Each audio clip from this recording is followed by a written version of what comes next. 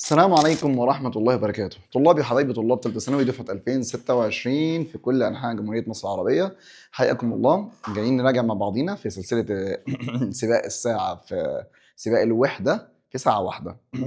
طبعا انتوا فهمتوا الليلة، واضح الكلام؟ يا جدعان لخصوا، مش بتعمل على 2 اكس؟ طب ما هو 2 اكس بيعمل ايه؟ يعني الساعة ونص على 2 اكس دي ساعة الا ربع، فخلصانة. احنا صادقين معاك، انا عارف كده كده عامل حسابي ان انت بتعمل على 2 اكس، فانا ظبطت الاداء، ما رضيتش اخليك ساعتين على فكرة.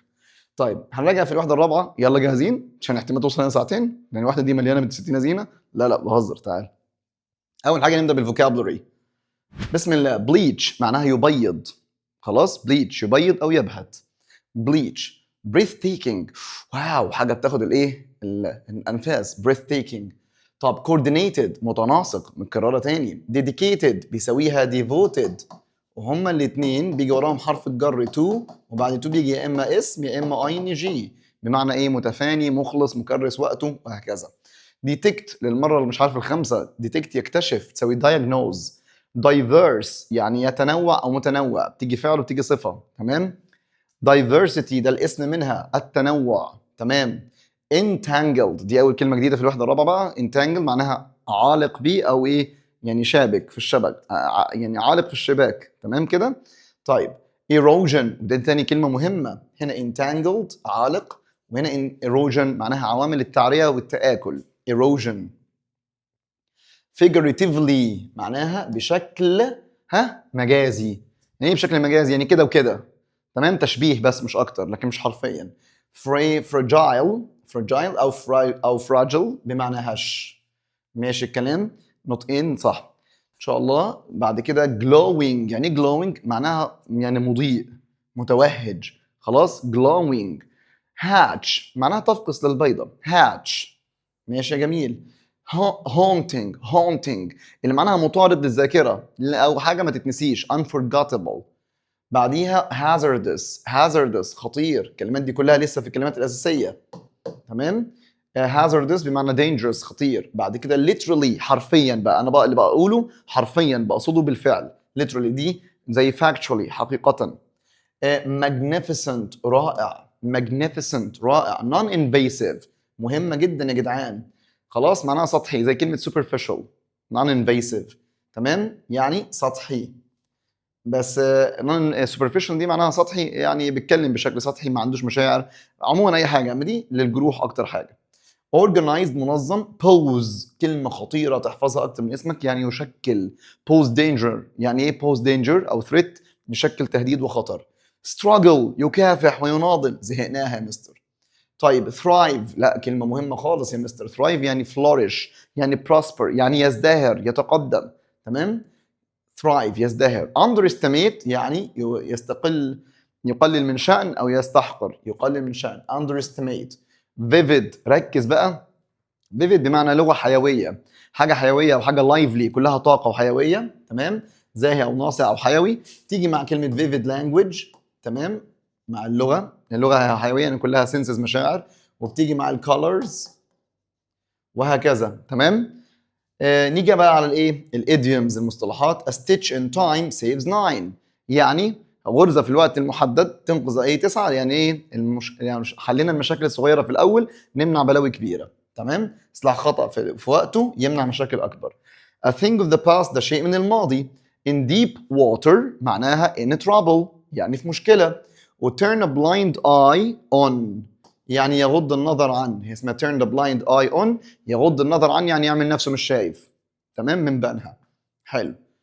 بعد كده في كلمه نكمل بقى المصطلحات. be over the moon يعني ايه over the moon؟ يعني طاير من الفرحه، تمام. و run out of steam، هي run out معناها ينفذ.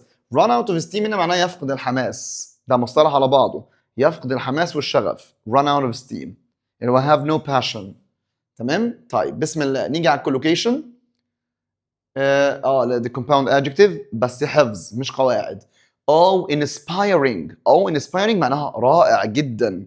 oh inspiring. و crystal clear يعني crystal clear واضح جدا، دي رائع ودي واضح. brand new ماركة جديدة.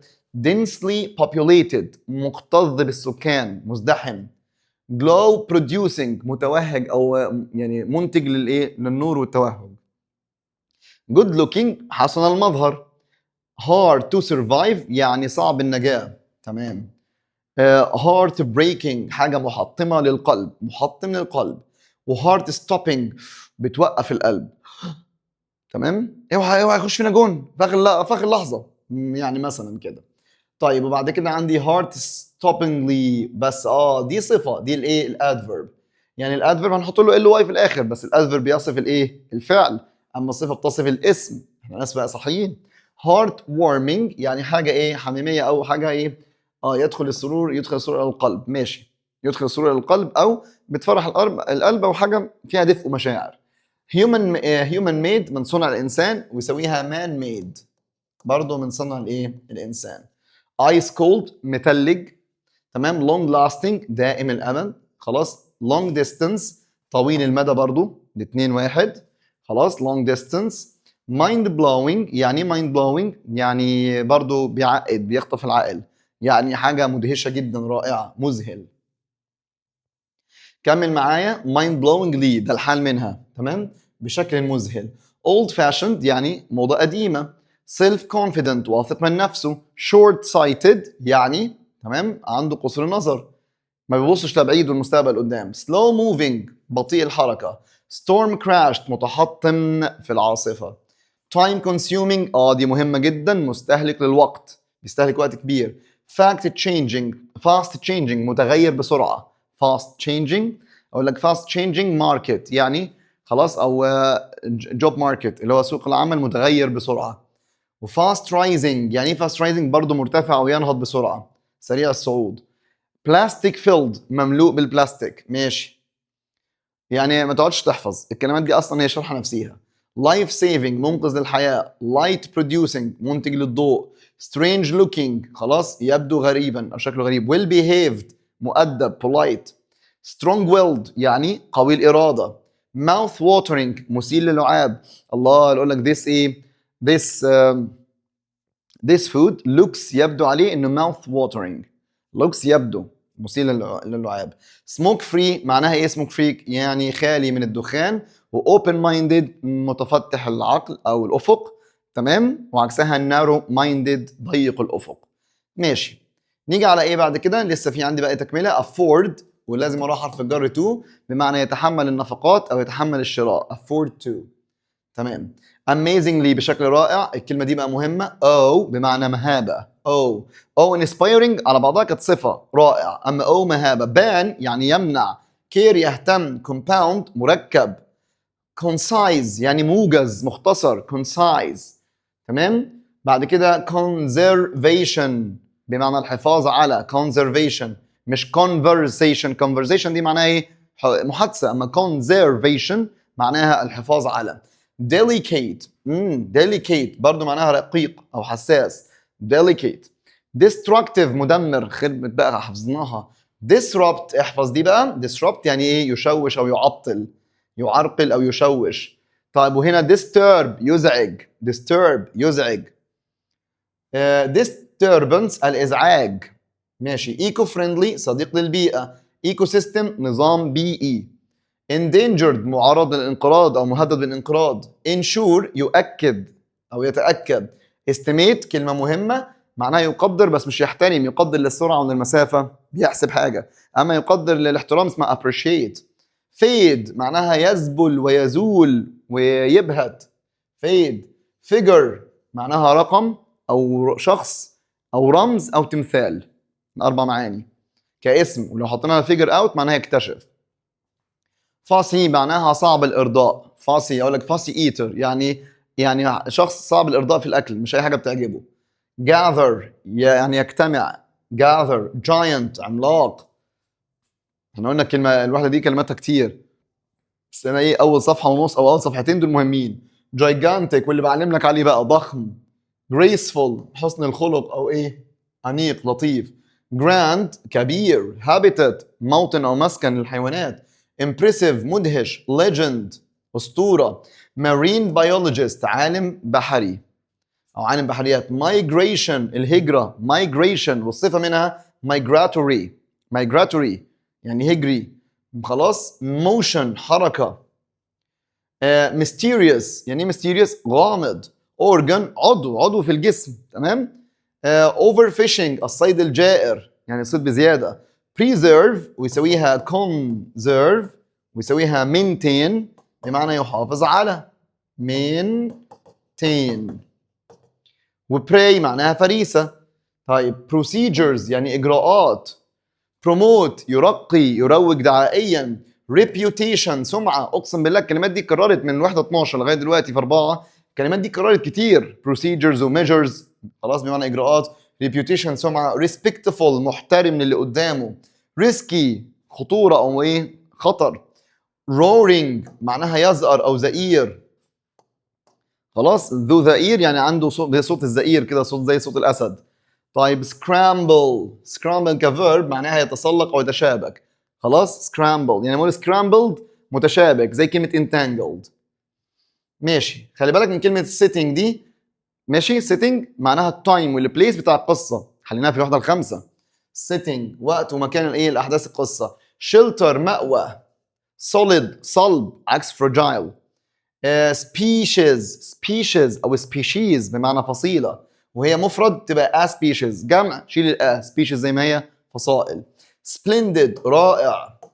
splendid معناها ايه؟ رائع. stare يبحلق يحدق النظر. stare. surprisingly بشكل مدهش. انا عارف هتدعي عليا يا حبيبي يا الله يكرمك، احنا الكلمات دي انت بتقراها قرايه معايا بس. تمام. عايز تقرا مرتين اقرا اول صفحتين، والباقي ده مجرد قرايه مره واحده مع الحل اسئله عليه خلاص اتفهمت وثبتت. تمام. survival البقاء والوجود. surprisingly بشكل مدهش. survive يعني ينجو ده الفعل. tension متنشن قلق وتوتر. twist دي اهم كلمه عندي. twist المفروض معناها ايه؟ يلتف او يلوي، وكاسم معناها التفاف. تمام. يجي يقول لك at the end او ايه a twist end. يعني ايه twist end؟ يعني نهايه ملتويه ما جاتش زي ما انت توقعت، حصل ليها ايروني عكس متوقع. value كاسم معناها قيمه، وكفعل معناها يقيم. variety يعني ايه variety؟ التنوع. whisper يهمس. الكلمات دي مكرره في 4 و5 فكك منهم، انا ليه علمت عليها. شكرا. beneath يعني تحت. beneath تحت مباشره. طيب الكولوكيشنز اللي هعلم لك عليه make a difference معايا. خلاص. pose threats يشكل تهديد. attract prey يجذب الفريسه. underestimate the value يعني ايه؟ يقلل من شأن القيمه او يقلل من شأن. underestimate the value. have a sense of مثلا humor. يعني ايه humor؟ اللي هو روح الدعابه، يعني لديه حس الدعابه. protect for future generation يحمي من اجل الاجيال المستقبليه. track movements يتتبع الحركات. track يتتبع. create awareness يخلق وعي. work tirelessly يعمل بلا تعب. خلصوا. نيجي على الاكسبريشنز دي كانت في نماذج الوزاره 2026. قال لك not at risk put at risk يعني يضع ايه؟ يعرضه للخطوره. endangered species اللي هي فصائل معرضه للانقراض. high pitched sounds يعني ايه high pitched sounds؟ اصوات حاده او عاليه النبره. ماشي. struggle against يكافح ضد. leap through يقفز من خلال. home to موطن الى. connected to متصل بيه connected to. make up معناها ايه بقى؟ مش make up، لا make up كفعل معناها بيخترع، بتسوي invent بيألف. يقول لك make up excuses يعني ايه؟ بيألف اعذار، بيخترع اعذار. in contrast لا زهقناها، على التضاد. وكير فور يهتم بيه او يرعى. نيجي على الايه؟ يا مسهل قربنا خلاص بسم الله. نيجي على الايه؟ السينونيمز والانثمز. fragile تمام اللي هي معناها هش، بيساوي weak وبريكابل. بريكابل يعني قابل للكسر. تمام. عكسها strong وديورابل قابل للتحمل. طيب pose يشكل يبقى present وcreate. تمام. يخلق وايه؟ وpresent يقدم. عكسها conceal يخفي وhide يخفي. underestimate يقلل من شأن اسمها undervalue وunderrate. تمام. اما عكسها exaggerate يبالغ او appreciate يقدر ويحترم. طب thrive اللي معناها يزدهر. flourish وprosper. flourish وprosper يعني يزدهر وسكسيد طبعا. عكسها decline وfail يفشل او يتدهور. ماشي الكلام. magnificent رائع. splendid من الوحده. وglorious عكسها awful بشع. unimpressive وضل كئيب غير مبهر. طب hazardous خطير. dangerous وريسكي وunsafe حاجات سهله. طيب ها هنا بقى تبقى safe وsecure. يعني ايه safe وسكيور؟ يعني آمن. ماشي الكلام. breathtaking اللي هو ايه؟ الله مدهش. هيبقى عكسها stunning وamazing. سوري، بيساويها stunning وamazing. stunning يعني مدهش، وamazing مدهش. عكسها بقى ordinary عادي، dull كئيب، تمام كده، normal وهكذا. unimpressive غير مدهش. haunting اللي معناها ما يتنسيش. unforgettable لا ينسى. وtouching مؤثر. طيب عكسها بقى forgettable و unimpressive غير مبهر. كلمات متكررة كتير. شوف انا قرايتك معايا بس وانت بتقرا ورايا، توقف وتقراها ورايا بس كده خلصت. بليتش معناها يبيض. فيد تساوي فيد يبهت في كلمات الوحدة. ووايتن يبيض. عكسها داركن يسود. تمام. ديديكيتد اللي معناها مخلص. ديفوتد وكوميتد ودول في المنهج اصلا بمعنى ملتزم. عكسها careless مهمل. indifferent و uncommitted لا مبالي وغير ملتزم. vivid اللي معناها حيوي سواء bright و colorful. عكسها dull كئيب و faded و pale و faint. faint اللي معناها باهت مختفي للالوان. erosion التعرية والتآكل. wearing away شكرا هي كلمة واحدة wearing away. وعكسها build up يبني أو growth ينمو، النمو والإيه والبناء. طيب diverse متنوع سواء varied و different. عكسها similar و identical. يعني إيه identical؟ متطابق. و similar متشابه. يبقى دي عكسها إن هنا معناها إيه؟ معناها متنوع varied و different. disrupt يشوش أو يعطل أو يشتت. interrupt يقاطع. ودisturb يزعج. وhinder خلاص. وكلمة distract كلمة يشتت. أما عكسها organize ينظم. continue يستمر. maintain يحافظ على. struggle اللي معناه يكافح. fight to battle. طبعا عكسها ease give up يستسلم. surrender يعني يستسلم. relax rest وهكذا. طيب إن شاء الله خلصنا خلاص. detect يكتشف سويها notice ودiscover ودياجنوز. تمام. عكسها overlook واجنور يتجاهل ويغض النظر عنه. figuratively اللي معناها ايه بقى؟ بشكل مجازي يسويها symbolically بشكل رمزي. عكسها بقى literally او exactly او factually حقيقي بشكل حقيقي. اما دي كده وكده مجازي او رمزيا. ماشي يا راجل دول بس. ماشي. inspiring معناها رائع بيسويها magnificent و breathtaking. ماشي. عكسها بقى ايه؟ ordinary و dull و unimpressive و normal حاجات عادية او كئيبة. in deep water اللي في مشكلة معناها in danger او in trouble واقع في مشكلة. عكسها safe و secure و protected محمي وآمن. طيب turn a blind eye يغض النظر عنه يعني overlook ويعني ignore. طيب عكسها pay attention و notice و observe يلاحظ. كلمات كلها اقسم بالله محفوظة. يعني انت مش محتاج تقعد تحفظ خلاص. لما تلاقيها في الجملة تبقى تمام. انا فاكرها والله قريتها. طيب بسم الله. الكلمات اللي ايه اللي شبه بعض وفيهم ايه اختلافات. vivid معناها حيوي لوصف اللون او الصور الجماليه.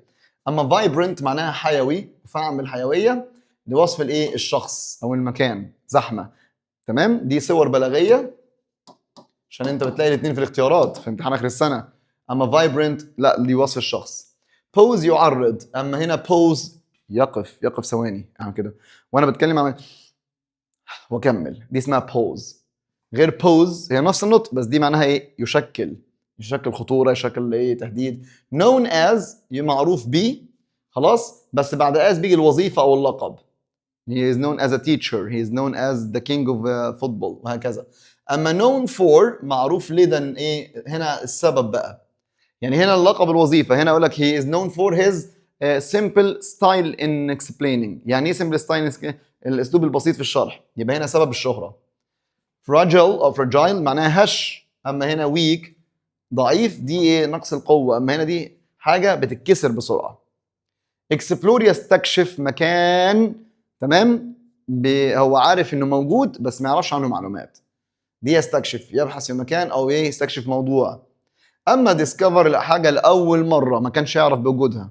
اما انا اكسبلور انا عارف ان في فضاء، عارف ان في مدينه كذا بس ما اعرفش عنها حاجه فبروح استكشف بس انا عارف بوجودها. اما ديسكفر لا يحصل على شيء جديد ما كانش معروف قبل كده بلاقيه كده بالصدفه قدرا. figuratively قلنا معناها مجازيا تعبير مجازي. عكسها literally تعبير حقيقي. انت كده في السليم منه جدا. توكلنا على الله. خلصنا. خدنا وقت، الكلمات كتير شويه ومفيش مشكله، والله انت كسبان والتكرار بيعلم الشطار. هنقول بسم الله توكلنا على الله واسمع صلاه على النبي، اللهم صل وسلم وبارك على سيدنا محمد صلى الله عليه وسلم. نبدا بالاسئله. اول حاجه كلمه فراجل اللي معناها هش، عكسها تمام هي معناها بريكابل قابل للكسر، او ويك تمام، او ديليكيت لكن هي عكسها سترونج طبعا. طب when you know at someone or something you believe they are less capable، ان هم اقل قدره. لما انت شخص ما تؤمن ان هو اقل قدره يبقى انت بتستخف بيه، يبقى الاجابه underestimate. طيب sometimes authorities السلطات know at two minor violations المخالفات الثانويه، دي هنا انتهاك قانون، to avoid unnecessary conflicts عشان تتجنب الصراعات. فهي السلطات مالها بتطنش المخالفات الثانويه عشان ما تعملش صراعات كتير، يبقى هنا يعني تطنش turn a blind eye on تمام، او to تغض النظر عن. small efforts in conservation can significantly note a difference، مع كلمه تحدث فارق اسمها make a difference. طيب 5 students sometimes make note excuses، الطلاب احيانا بيعملوا بقى تبريرات for being late ان هم اتاخروا، اسمها make up بمعنى يختلق الاعذار، make up excuses. السؤال رقم 6 figuratively اللي معناها مجازيا كده وكده، يا ترى عايزين هنا السينونيم للانتونيم عكسها literally حرفيا حقيقة. طيب اما هنا metaphorically اللي من جهة استعارة استعاريا يعني تشبيها زي symbolically. طيب after hearing the good news بعد ما سمع الاخبار الكويسة he was not with joy، هو من الفرحة؟ he was over the moon تمام، طائر من الفرحة. مش هقول running out of steam اللي من فقد الحماس، وهنا في مشكلة وهنا شيء من الماضي. rising sea levels حلو السؤال ده بقى تمام، ركز معايا. مستويات البحر مرتفعة كان نقط threats، بقى تهديد للكوستال سيتيز للمدن الساحلية، تشكل تهديد. مش هقول تحمي ولا impose تفرض، لكن هنا الإجابة pose تشكل تهديد. doctors care نقط patients، فهي care بيجي وراها care about أو care for يعتني بيه. طب when things are twisted لما الحاجات twisted together، لما الحاجات تتلف حوالين بعض يبقى بتبقى متشابكة in a completed way they are entangled، معناها متشابك أو عالق تمام، زي كلمة scrambled برضه متشابك. السؤال رقم 11 بيقول لك with digital cameras، ايوه الكاميرا الديجيتال هنعمل ايه بقى؟ film photography has largely become نقط، تصوير الافلام اصبح بقى thing of the past ولا deep water ولا over the moon ولا blind eye؟ طبعا اصبح شيء من الماضي. دلوقتي بتشتري كاميرا ديجيتال خلاص يعني قليل جدا هو بس الفوتوغرافرز، لكن كله بقى دلوقتي موبايلات خلصانه. never نقط the power of persistence and hard work، اوعى اول ما الاقي كلمه power يبقى اوعى تستخف بقوه.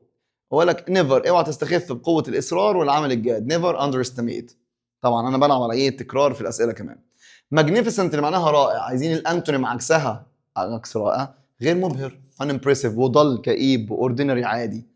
طب نقط means to be in a difficult or dangerous situation، في موقف صعب اسمها in deep water. شكرا. طب the hunting strategy of some animals helps them نقط prey efficiently، والله يعني استراتيجيه الصيد عند الحيوانات بتساعدهم ان هم الفريسه بكفاءه. make لا attract يجذبوا الفريسه، attract prey، مش هقول يشكل ولا يطعم الفريسه. the city is crowded and noisy نقط the countryside is peaceful and calm، والله المدينه مزدحمه جدا ودوشه، الريف هادئ جدا. يبقى على العكس، مين اللي معناها العكس؟ on average ولا on the other hand؟ طبعا on the other hand من جهه اخرى، او in contrast. طب يا مستر محمد يعني اوفر اول مجملا في النهايه في الخاتمه، وان افريج معناها بمعدل او متوسط. on the one hand بتيجي مع المميزات ما تجيش مع العكس، مع العكس اسمها on the other hand. حلو السؤال ده خالص. 17 بيقول لك نقط means fixing a small problem early، تصلح المشاكل الصغيره بدري عشان ما تكبرش. يبقى الاجابه قلنا stitch in time saves 9. industrial pollution can نقط an impact on، مع كلمة impact اسمها تأثير، دايما كلمة تأثير impact أو effect أو influence يجي معاها الفعل have، لديه تأثير على. in نقط to last year this year's students performed exceptionally well in exams، والله ايه، لاخر السنه تمام. طلاب السنه دي ادوا بطريقه طريقه غير عاديه او استثنائيه في الامتحانات. تمام، بطريقه جيده جدا استثنائيه في الامتحانات. فانا عايز اقول ايه بالنسبه او ايه السنه اللي فاتت طلاب السنه دي امتحنوا وادوا اداء عالي خالص استثنائي. فعايز اقول ايه ان كونتراست ولا ان كونتاكت ولا ان كونتراكت ولا ان كونكت، دي معناها عقد ودي اتصال. الاجابه ان كونتراست، على عكس السنه اللي فاتت طلاب السنه دي ادوا اداء عالي جدا.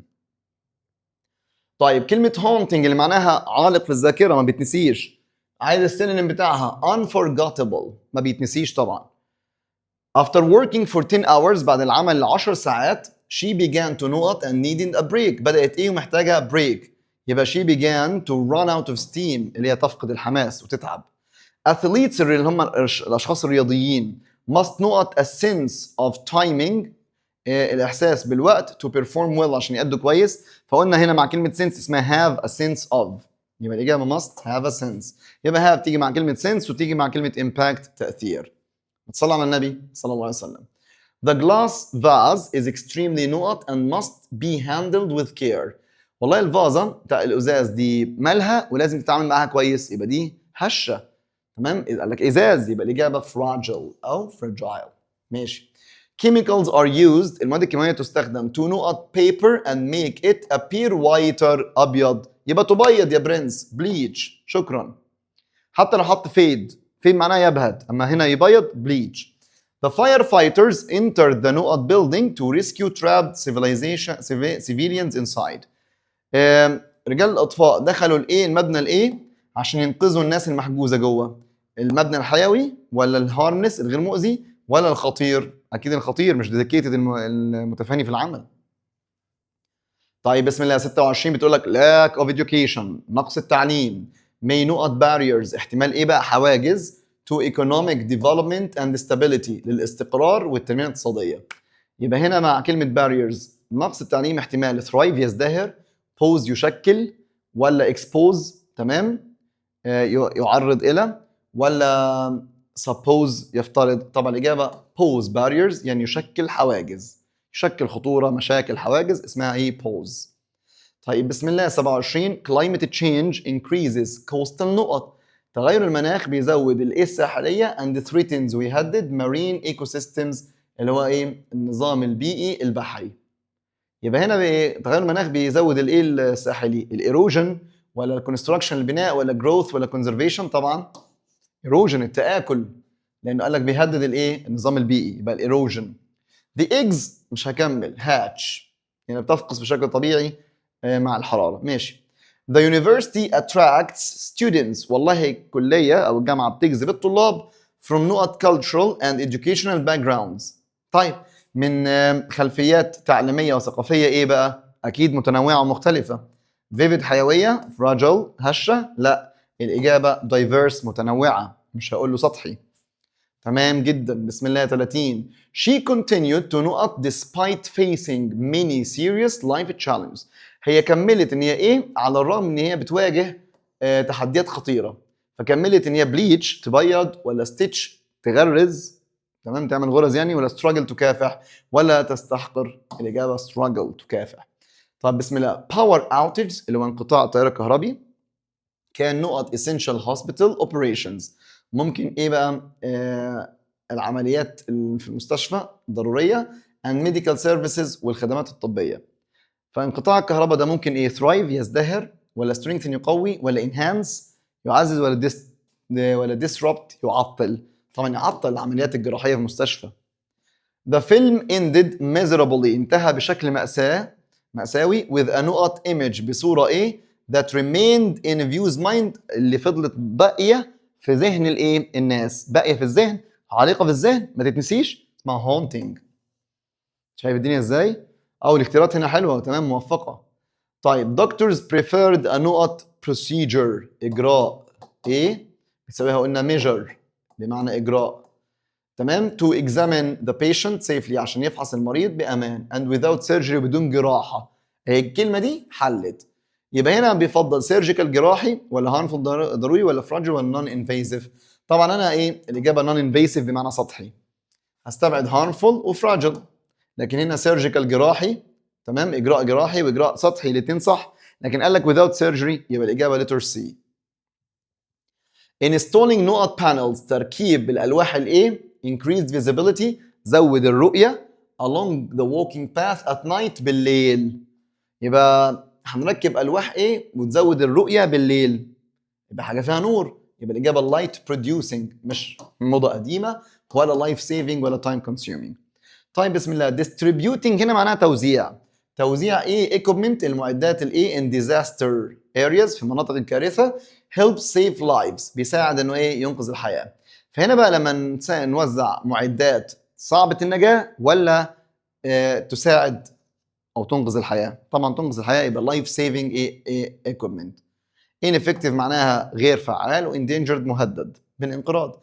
he remained نقط in financial difficulties هو ظل ايه في ال difficulties المشاكل او الصعوبات الماليه على الرغم trying multiple solutions على الرغم انه حاول العديد من الحلول. فهو ظل separated منفصل ولا vibrant حيوي ولا independent ولا entangled؟ انا هستبعد independent مستقل، هقول لك ظل مستقل في الحاجات دي على الرغم انه حاول مرات كتير، وسيبريتد منفصل هستبعدها، والاختيارات هنا قويه جدا. طب فايبرنت حيوي وانتانجلد عالق، هو ظل انه حيوي في المشاكل الماليه على الرغم انه حاول كتير، ولا زال على الرغم انه حاول بس لسه واقع فيها؟ يبقى انتانجلد معناها عالق. تمام. 37 يا جماعه، يلا بسم الله. The نقط athlete quickly ماله moved up the ranks، تمام، after winning several competitions. بسرعه عدى الايه ranks اللي هي مراحل او ترتيبات بعد ما فاز بالايه بالعديد من السباقات. يبقى الاجابه ده old fashioned ولا slow moving ولا non invasive ولا fast rising؟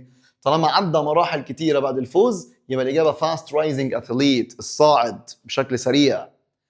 The طيب tourist watched نقط sunset that painted the sky with vivid colors. vivid colors الوان حيويه وساطعه، يبقى هم كانوا بيشاهدوا الغروب الايه بقى اللي كان بيرسم السماء بالالوان ديت، الخطير ولا الماجنيفيسنت الرائع؟ اكيد مش الانتانجلد العالق ولا disappointing المحبط. طيب هي نقط sun ابنها الايه بقى؟ always greets بيحيي النيبرز politely بادب يبقى شخص مؤدب، يبقى الاجابه well behaved، تمام، يعني مؤدب او حسن السلوك. 40 بتقول لك the meditation مكرره meditation اللي هو الايه التامل ده provides نقط relief بيوفر لك راحه ايه for patients للمرضى suffering اللي هم بيعانوا من الكرونيك بين الايه الالم المزمن، كرونيك يعني مزمن. فهنا يوفر ايه long distance ولا long lasting ولا open minded ولا well behaved؟ انا بقى هنا في مشكله عندي، طبعا هي مش well behaved ولا open minded. هو بقى المديتيشن بيوفر حاجه طويله الامد، تمام. طيب لونج لاستنج يعني طويل المدى، ولونج ديستانس طويل المدى، فيفضل لما يبقوا الاثنين موجودين الاقوى طبعا طويل المدى لونج لاستنج. لونج ديستانس ليها معنيين، مسافه طويله على بعد بعيد، مسافه طويله او طويل المدى، بس هنا مع ريليف اسمها لونج لاستنج ريليف يعني راحه طويله المدى او باقيه، يعني الاثنين يمشوا. طب he found a نقط object هو لقى شيء ايه on the beach على الشاطئ that no one could identify correctly محدش قدر يتعرف عليه بشكل صحيح.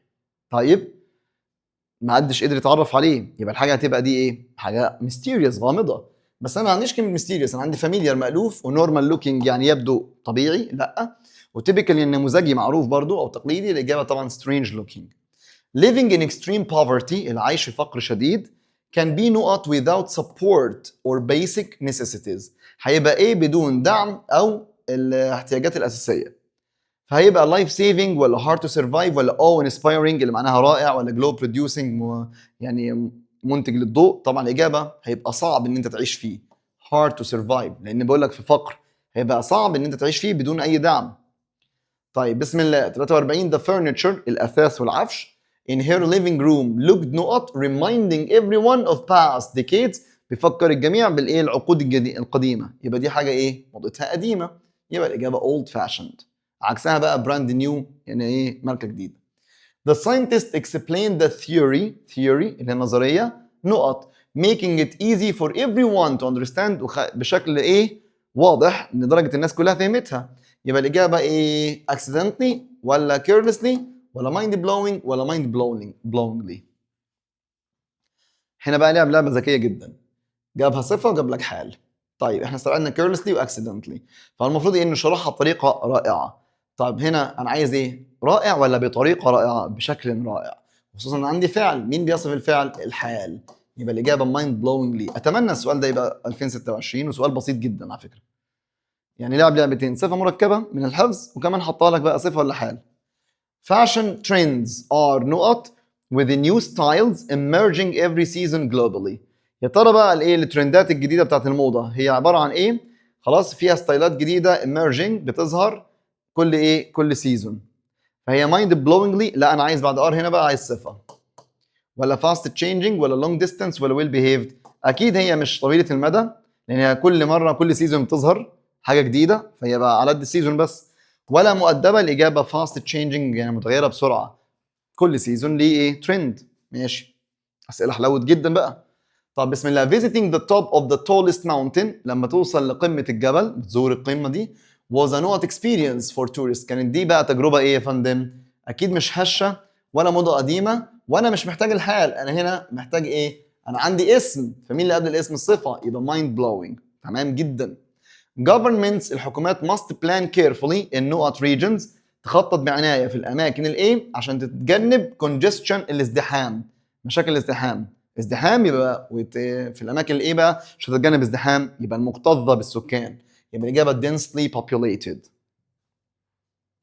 طيب بسم الله. 48 بتقول لك learning a new language، تعلم لغة جديدة can be نقط requiring dedication، متطلبة بقى يعني تكريس أو جهود متفاني في الإيه؟ في العمل، and consistent effort وجهود مستمرة. هنا learning a new language can be well behaved مؤدب ولا endangered ولا time consuming ولا strange looking؟ مفيش عندي غير time consuming، مش هينفع معرض للانقراض ولا شكلها غريب ولا مؤدب. هي محتاجة تفاني ومحتاجة عمل مستمر، يبقى أكيد هي مستهلكة للوقت أو يعني مختزلة للوقت. The scientist designed a نقط material، والله العالم صمم لنا مادة إيه؟ that could illuminate the laboratory safely. يعني ممكن illuminate، يعني illuminate تضيء، تمام؟ the laboratory إيه؟ safely. طيب حبايبي the scientist designed a نقط material مالها illuminate يعني تضيء. انت كده لما ترجمت لك الكلمه دي بقيت عارف الاجابه، فالاجابه تبقى glow producing. اكيد مش عالق في الذاكره ولا مدمر ولا هش. الاجابه ايه؟ glow producing منتج للضوء، من كلمه illuminate يضيء. طب she bought نقط laptop that had all the latest software، في احدث التطبيقات والسوفت وير، يبقى دي حاجه جديده بقى، يبقى الاجابه تبقى brand new، ماركه عالميه جديده بقى. طيب بسم الله. 51 جميل. using sensors الحساسات دي وجهاز الاستشعار the engineer can نقط gas leaks اللي هو تسريب الغاز before they become dangerous قبل ما يصبح خطير. يبقى قدر ايه بالاستشعار ان تسريب الغاز؟ قدر يحدد. confuse يحير، whisper يهمس، وستير يبحلق. الاجابه دي تكت يحدد ويكتشف. طب بسم الله. his explanation was نقط leaving no room، ما سابش اي مساحه for confusion للشك او الحيره. يبقى هنا بقى الشرح بتاعه كان ايه؟ طالما مفيش اي شك واي حيره ولا اي لخبطه يبقى كان واضح. مين معناه واضح يا دكتور؟ crystal clear. تمام يا هندسه. 53 بتقول لك the team was نقط fighting tooth and nail. اسمع بقى، الفريق هنا كان بيقاتل ايه بقى؟ الاسنان وده الاظافر. even if no real battle occurred. كأن خلاص حتى لو no real battle occurred يعني ايه؟ مفيش اي معركه حقيقيه حصلت. يعني كان بيلعب ايه؟ بص باظافره، بيلعب بالشوكه والسكينه. انت فاهمني ازاي؟ يعني هو ما كانش بيلعب، يعني كأن ما فيش اي معركه حصلت، يعني مش فريق نازل ايه بيتفرج على الفريق اللي قدامه، بيلعبوا ايه كده. وصلت؟ طيب فهنا هقول بقى كان هو فعلا بيلعبوا فايتنج توث اند نيل. طب هما ده تعبير حقيقي ولا ده تشبيه؟ تشبيه مجازي. طب actually بتساوي exactly بتساوي literally، كلهم معناهم بالفعل، فالاجابه figuratively اصلا. وكده هم مش نازلين بيلعبوا مع الايه؟ مع الاسنان والاظافر دي، هم بيقول لك كانه بيلعب باسنانه وباظافره، يعني بيلعب ايه؟ بتدلع، يبقى ده تعبير مجازي. طيب بسم الله. هنا بقى the building was not destroyed by the earthquake leaving nothing standing at all. المبنى اتدمر ايه من الزلزال؟ ما سابش حاجه واقفه. هنا بقى اقول لك بشكل مجازي ولا بشكل خفيف ولا فعليا حرفيا؟ هي literally حرفيا، يعني بشكل حقيقي وواقعي. تمام. اسئله جامده الصراحه وانا بقراها لك بالراحه ان انت كده كده 2 اكس مع نفسك. بسم الله. The نقط impact of pollution التأثير الإيه للتلوث can lead to long-term environmental degradation تدهور بيئي طويل المدى. يبقى التأثير الإيه بقى؟ destructive المدمر ولا الامبريسيف ولا البينيفيشال ولا الماجنيفيسنت؟ أكيد المدمر destructive. 56 بسم الله. protecting نقط birds حماية الطيور الإيه بقى؟ is essential for maintaining biodiversity للحفاظ على التنوع البيئي خلاص في النظام البيئي الهش. طب thriving مزدهر و destructive مدمر و endangered معرضة للانقراض و dangerous خطير. الإجابة طبعا endangered. أنا قلت هيقول لي migratory المهاجرين. The emergency center مركز الطوارئ provides بيوفر نقط for families affected by natural disasters بيوفر إيه للأسر المتأثرة بالكوارث الطبيعية. risk مخاطرة ولا threat تهديد ولا shelter مأوى ولا destination الوجهة اللي رايحينها. تمام اهو بنستبعد 2 ونحتار بين 2. لا طبعا بوفر لهم مأوى shelter. مش خلي بالك من الشلتر بتيجي اسم وفعل يعني يحتمي بيه او بتيجي مأوى. طيب بسم الله. 58 deforestation كل شويه تتكرر قطع الغابات threatens بيشكل the natural نقط of countless species بيهدد الايه الطبيعي لفصائل كتيره ما تتعدش. يبقى اكيد المسكن الطبيعي اللي هو اسمه ايه بقى يا دكتور؟ habitat مش ازعاج طبيعي ولا هابت عاده ولا هابيتنت مواطن او ساكن لكن هنا هابيتنت الموطن بقى. health campaigns حملات الصحه aim to raise ايوه raise اللي معناها يرفع ويزود ولازم يجي وراها مفعول على عكس rise وارايز دول بدون مفعول. arise معناها يظهر ورايز معناها ايه؟ يزداد منه لنفسه. دي يزداد دي معناها يظهر او ينشأ دول بدون مفعول. لكن raise لا raise اللي معناها ايه؟ يزود او يربي او يجمع لازم وراها مفعول. فهنا بقى الحملات الصحيه بتهدف ان هي تزود الايه للامراض للوقايه من الامراض. اكيد هتزود الاويرنس الوعي والادراك مش التاكل ولا الجهل ولا الميس اندرستاندينج. طيب بسم الله. ذا كوميتي الكلمه اللي كلها دبل ام ودبل تي ودبل اي اللجنه passed نقط to increased funding مررت ايه بقى؟ to increase funding عشان تزود الايه التمويل for local schools للمدارس المحليه immediately. فهنا عندي حاجه غريبه شويه emotion وmotion وايموشنال وايموشنالي. فاول حاجه هنلعبها مع بعضين نستبعد ايه؟ انا عندي او ان فانا محتاج ايه؟ اسم. هطير الصفه والحال. طيب يا ترى بقى اللجنه هنا مررت ايه ايموشن اللي معناها عاطفه عشان تزود الفندنج ولا مررت حركه وعملت حركه تزود بيها الايه التبرعات. تمام. فانا اقول لك اللجنه اكيد عملت موشن باست موشن يعني مررت حركه كده تمام عشان تزود الايه الفندنج التمويل. انا بحلتها بالاستبعاد فاهمني؟ استبعدت دول عشان عايز اس وايموشن عاطفه مش هقول لك هتمرر عاطفه عشان تزود الفندنج لللوكال سكولز لتمويل المدارس. مفيش عاطفه هنا خالص. The sudden storm العاصفه المفاجاه lead to أدت إلى نقط on the train schedule إيه بقى؟ في جدول القطر across the city عبر المدينة. habitat موطن ولا disturbance إزعاج ولا distribution توزيع ولا quietness هدوء. أكيد مش توزيع القطر ولا هدوء القطر ولا الموطن. الإجابة disturbance قلق وانزعاج في الجدول يعني توتر في الجدول لخبطة في الجدول. أنا والله مستمتع أنا بحل الأسئلة دي خالص والدنيا تمام بفضل الله. يا رب تكون أنت مستفيد معايا وأنت نفس الكلام. The نقط of birds occurs annually بيحدث سنويا اللي هو ايه ده؟ حاجه للطيور كده as they travel بيسافروا للاماكن الورمه الادفى. يبقى دي اسمها الهجره. اسمها ايه بقى الهجره؟ migration. شكرا. Students enjoyed a نقط of activities during the summer camp program. والله الطلاب استمتعوا بايه للانشطه اثناء الايه البرنامج الكامب دوت المعسكر الصيفي. هم استمتعوا ايه؟ enjoyed a نقط of حبايبي بين الآ والأوف والذا والأوف بنحط noun اسم. فvarious دي صفة وvary دي الفعل وvariously ده الحال فأنا محتاج variety. أما ممكن يلعب لعبة كده خلبوصة شوية ويشيل إيه بقى؟ يروح شايل الآ والأوف فيسيب لك activities اسم فمحتاجة قبلها صفة. يعني لو شلت الآ والأوف تبقى various activities استمتعوا بأنشطة مختلفة متنوعة. أما هنا هتبقى a variety of تنوع من. فيا رب تبقى ركزتوا معايا. لو شلنا الآ والأوف يبقى خلاص فيبقى أنا محتاج صفة أحطها مع الاسم. أما بين الآ والأوف أو الذا والأوف بنحط إيه؟ الاسم اسمها variety. maintaining a good نقط، الحفاظ على ايه جيد is essential for politicians للسياسيين seeking اللي بيبحثوا عن الايه الثقة من العامة. خلاص، فانت ان بقى تحافظ على ايه بقى جيدة، ده شيء ضروري للناس السياسيين بيدوروا على الثقة من الشعب. ده operation الحفاظ على عملية جيدة، ولا conflict صراع، ولا repetition تكرار، ولا reputation سمعة جيدة. تمام، كررت لك reputation. بسم الله. old photographs الصور القديمة tend to تميل إلى إيه؟ if they are not preserved in protective covers لو ما تمش حفظهم في covers وقائي. فإيه اللي هيحصل للصور القديمة؟ أيوه تبهت. intensify يعني إيه؟ يزداد شدة. fade يبهت. strengthen يقوي. وbrighten يزداد إضاءة أو يضيء.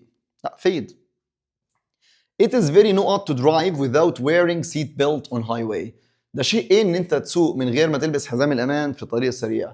It's very risky. risk ولا risky؟ طبعا very بيجي وراها الصفه جميل، فالصفه اسمها risky. هو مش هقول هش ومش هقول endangered لان endangered معناها معرض للانقراض. خلاص، طب risk ده اسم، مع very انا محتاج الصفه او الحال. طيب scientists use satellites اللي هي الأقمار الصناعية to note animal movements. أيوة احنا قلنا مع movement يتتبع، يبقى الإجابة track. طيب بسم الله، ركز معايا في المعاني اللي جاية دي يا بطل. The new form the view from المنظر من الماونتن الجبال was all inspiring. inspiring هنا مين السينونيم بتاعها؟ breathtaking و magnificent. A and B صح الصح. نيجي عند سؤال 69. A little bird has got نقط in the fishing net. ها، في عصفور صغير ايه في الشبكه بتاعت الصيد. عصفور في الشبكه يبقى عالق، اتشبك صح، فاسمها entangled اللي قلنا معناها ايه، يعني شابك او عالق. ماشي الكلام. السؤال 70 بيقول لك governments have not the power of climate change for years. فانا اكدت على حضراتكم لما تلاقي كلمه power الحكومات ايه بقوه التغير المناخ لسنوات، الاجابه طبعا underestimated يعني ايه استخفت وايه قللت من شأن. طيب السؤال بعد كده 71 handle this glass carefully because it's تعامل مع الايه الازاز ده بالراحه عشان هو fragile او fragile هش. طبعا انا باكد على الكلمات عشان دي كلمات اساسيه ومهمه جدا. he نقط in his new job because he works very hard. هو ايه في وظيفته الجديده عشان هو بيعمل بجد. تمام، هي ايه thrived. اكيد انا رايح لك ناحيه استراجل ده بروشك، شفت التكتيك. هقول لك هو يكافح في وظيفته الجديده علشان هو بيعمل بجد. طب ما يعمل بجد هي يكافح، لكن هو ايه بيزدهر بيتقدم. حسام is not a teacher who always does his best. حسام ده teacher مدرس ايه اللي دايما بيبذل قصارى جهده. يبقى الراجل ده ماله بريس تيكينج بيعقد يعني حاجه مدهشه، ولا ديديكيتد؟ لا ديديكيتد طبعا متفاني وملتزم ومكرس وقته. كوردينيتد قلنا متناسق، وانتانجل عالق ايه او مشتبك متشابك، هي عالق وخلاص. The climbers looked at the high mountains in نقط. The climbers بصوا على الجبل العالي ما شاء الله بايه بقى in ايه in diversity في التنوع، ولا in struggle في كفاح، ولا erosion تآكل، ولا رهبة. لوحدها كان معناها رهبة ما تنساش. The explorer described the forest in نقط detail. ها والله الاكسبلورر كان بيوصف لنا الغابة in نقط detail بتفصيل ايه endangered معرض للانقراض، ولا impressive، ولا فصي اللي معناها صعب الارضاء، ولا vivid. هنا بقى دي جملة تروشنا شوية. انا عندي ايه vivid وimpressive، فدول ايه حسيتوني اتنين صح حرفيا تمام. لكن مع كلمة describe اتفقت مع حضراتكم مع الديسكريبشن بنستخدم دايما كلمة vivid مع اللانجوج والسنسز والحاجات دي. يبقى الإجابة vivid ايه detailed يعني ايه تفاصيل حيوية. ماشي الكلام. اما impressive مش غلط، لكن مع describe هنا تبقى vivid أقوى. The moon looked نقط in the night sky yesterday. والله القمر كان يبدو ايه في الليلة اللي امبارح او في سماء الليلة امبارح.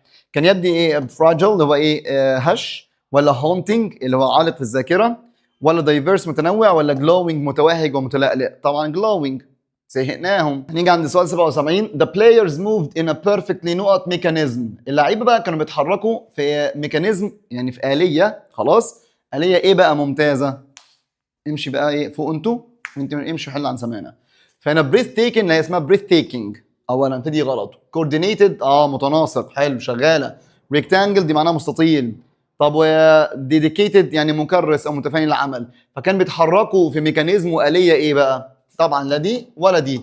خلاص، في آلية مكرسه ولا في آلية متناسقه؟ طبعا الاجابه كوردينيتد. حاجه كده فيها هارموني. فاكرين ان ايه هارموني؟ تجانس واتفاق. او كوهيجن، كوهيجن يعني تماسك.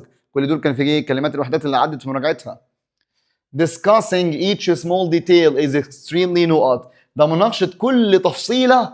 تمام. ده بيبقى شيء small moving خلاص slow moving بيتحرك بالراحه، ولا heart breaking محطم للقلب، ولا storm crash متحطم في العاصفه، ولا time consuming مستهلك للوقت. طبعا كل تفصيله صغيره ده مضيعه للوقت time consuming. It's not to buy a phone without checking its features first. It's to buy a phone. انه ان انت تشتري فون خلاص without checking its features first بدون ما تراجع الفيتشرز بتاعته الاول. It's short sighted ولا heart stopping ولا self confident ولا hard to survive. ان انت تشتري تليفون من غير ما تشوف وتراجع الفيتشرز بتاعته، طبعا انت short sighted. يعني انت عندك قصر نظر، ما بتبصش مستقبليا. المفروض تبص بعد كده ان لو حصل له حاجه لازم تبص على الفيتشرز بتاعته. طيب السؤال رقم 80. My grandma still uses نقط radio with big buttons.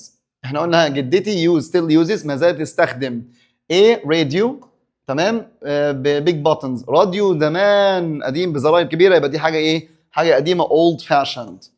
رودينا is نقط and speaks bravely وبتتكلم بشجاعه، يبقى دي شخصيه self confident. تمام. واثقه بنفسها، عندها ثقه بالنفس. طيب confident يعني واثق، دي الصفه. اما confidence خلاص ده الاسم نفسه. The beautiful mountains in the distance gave us نقط view. والله الجبال خلاص اللي على مسافه بعيده دي ادتنا فيو oh inspiring ولا crystal clear ولا long lasting ولا ice cold. طبعا الاجابه oh inspiring. ده وش يعني ايه oh inspiring؟ يعني مدهش زي breathtaking كده وmagnificent. 83 بيقول لك the football match ended with a نقط plus 19 goal. خلاص plus 90 جول، يعني الماتش انتهى بهدف في الدقيقه فوق ال 90 الوقت الاضافي يعني. فالهدف ده يبقى شورت سايتد عند قصر نظر، ولا هارد تو سرفايف ولا صعب النجاه، ولا سيلف كونفيدنس الثقه بالنفس، ولا هارت ستوبينج ولا ده هدف بيوقف القلب. سواء فينا ولا علينا من الفرحه. الاجابه طبعا هارت ستوبينج، هدف يوقف القلب يخض. طب 84 تقول لك the jellyfish اللي هو الاناديل اللي في البحر has نقط cells ليها خلايا that light up تضيء، يبقى الاجابه glow producing بتولد النور. the juice العصير was نقط and hard to finish quickly وصعب ان انا اخلصه بسرعه. ماله بقى العصير؟ ما هنا طالما صعب مش هقول لك inspiring ولا واضح ولا دائم، الاجابه ice cold ده ساقع جدا.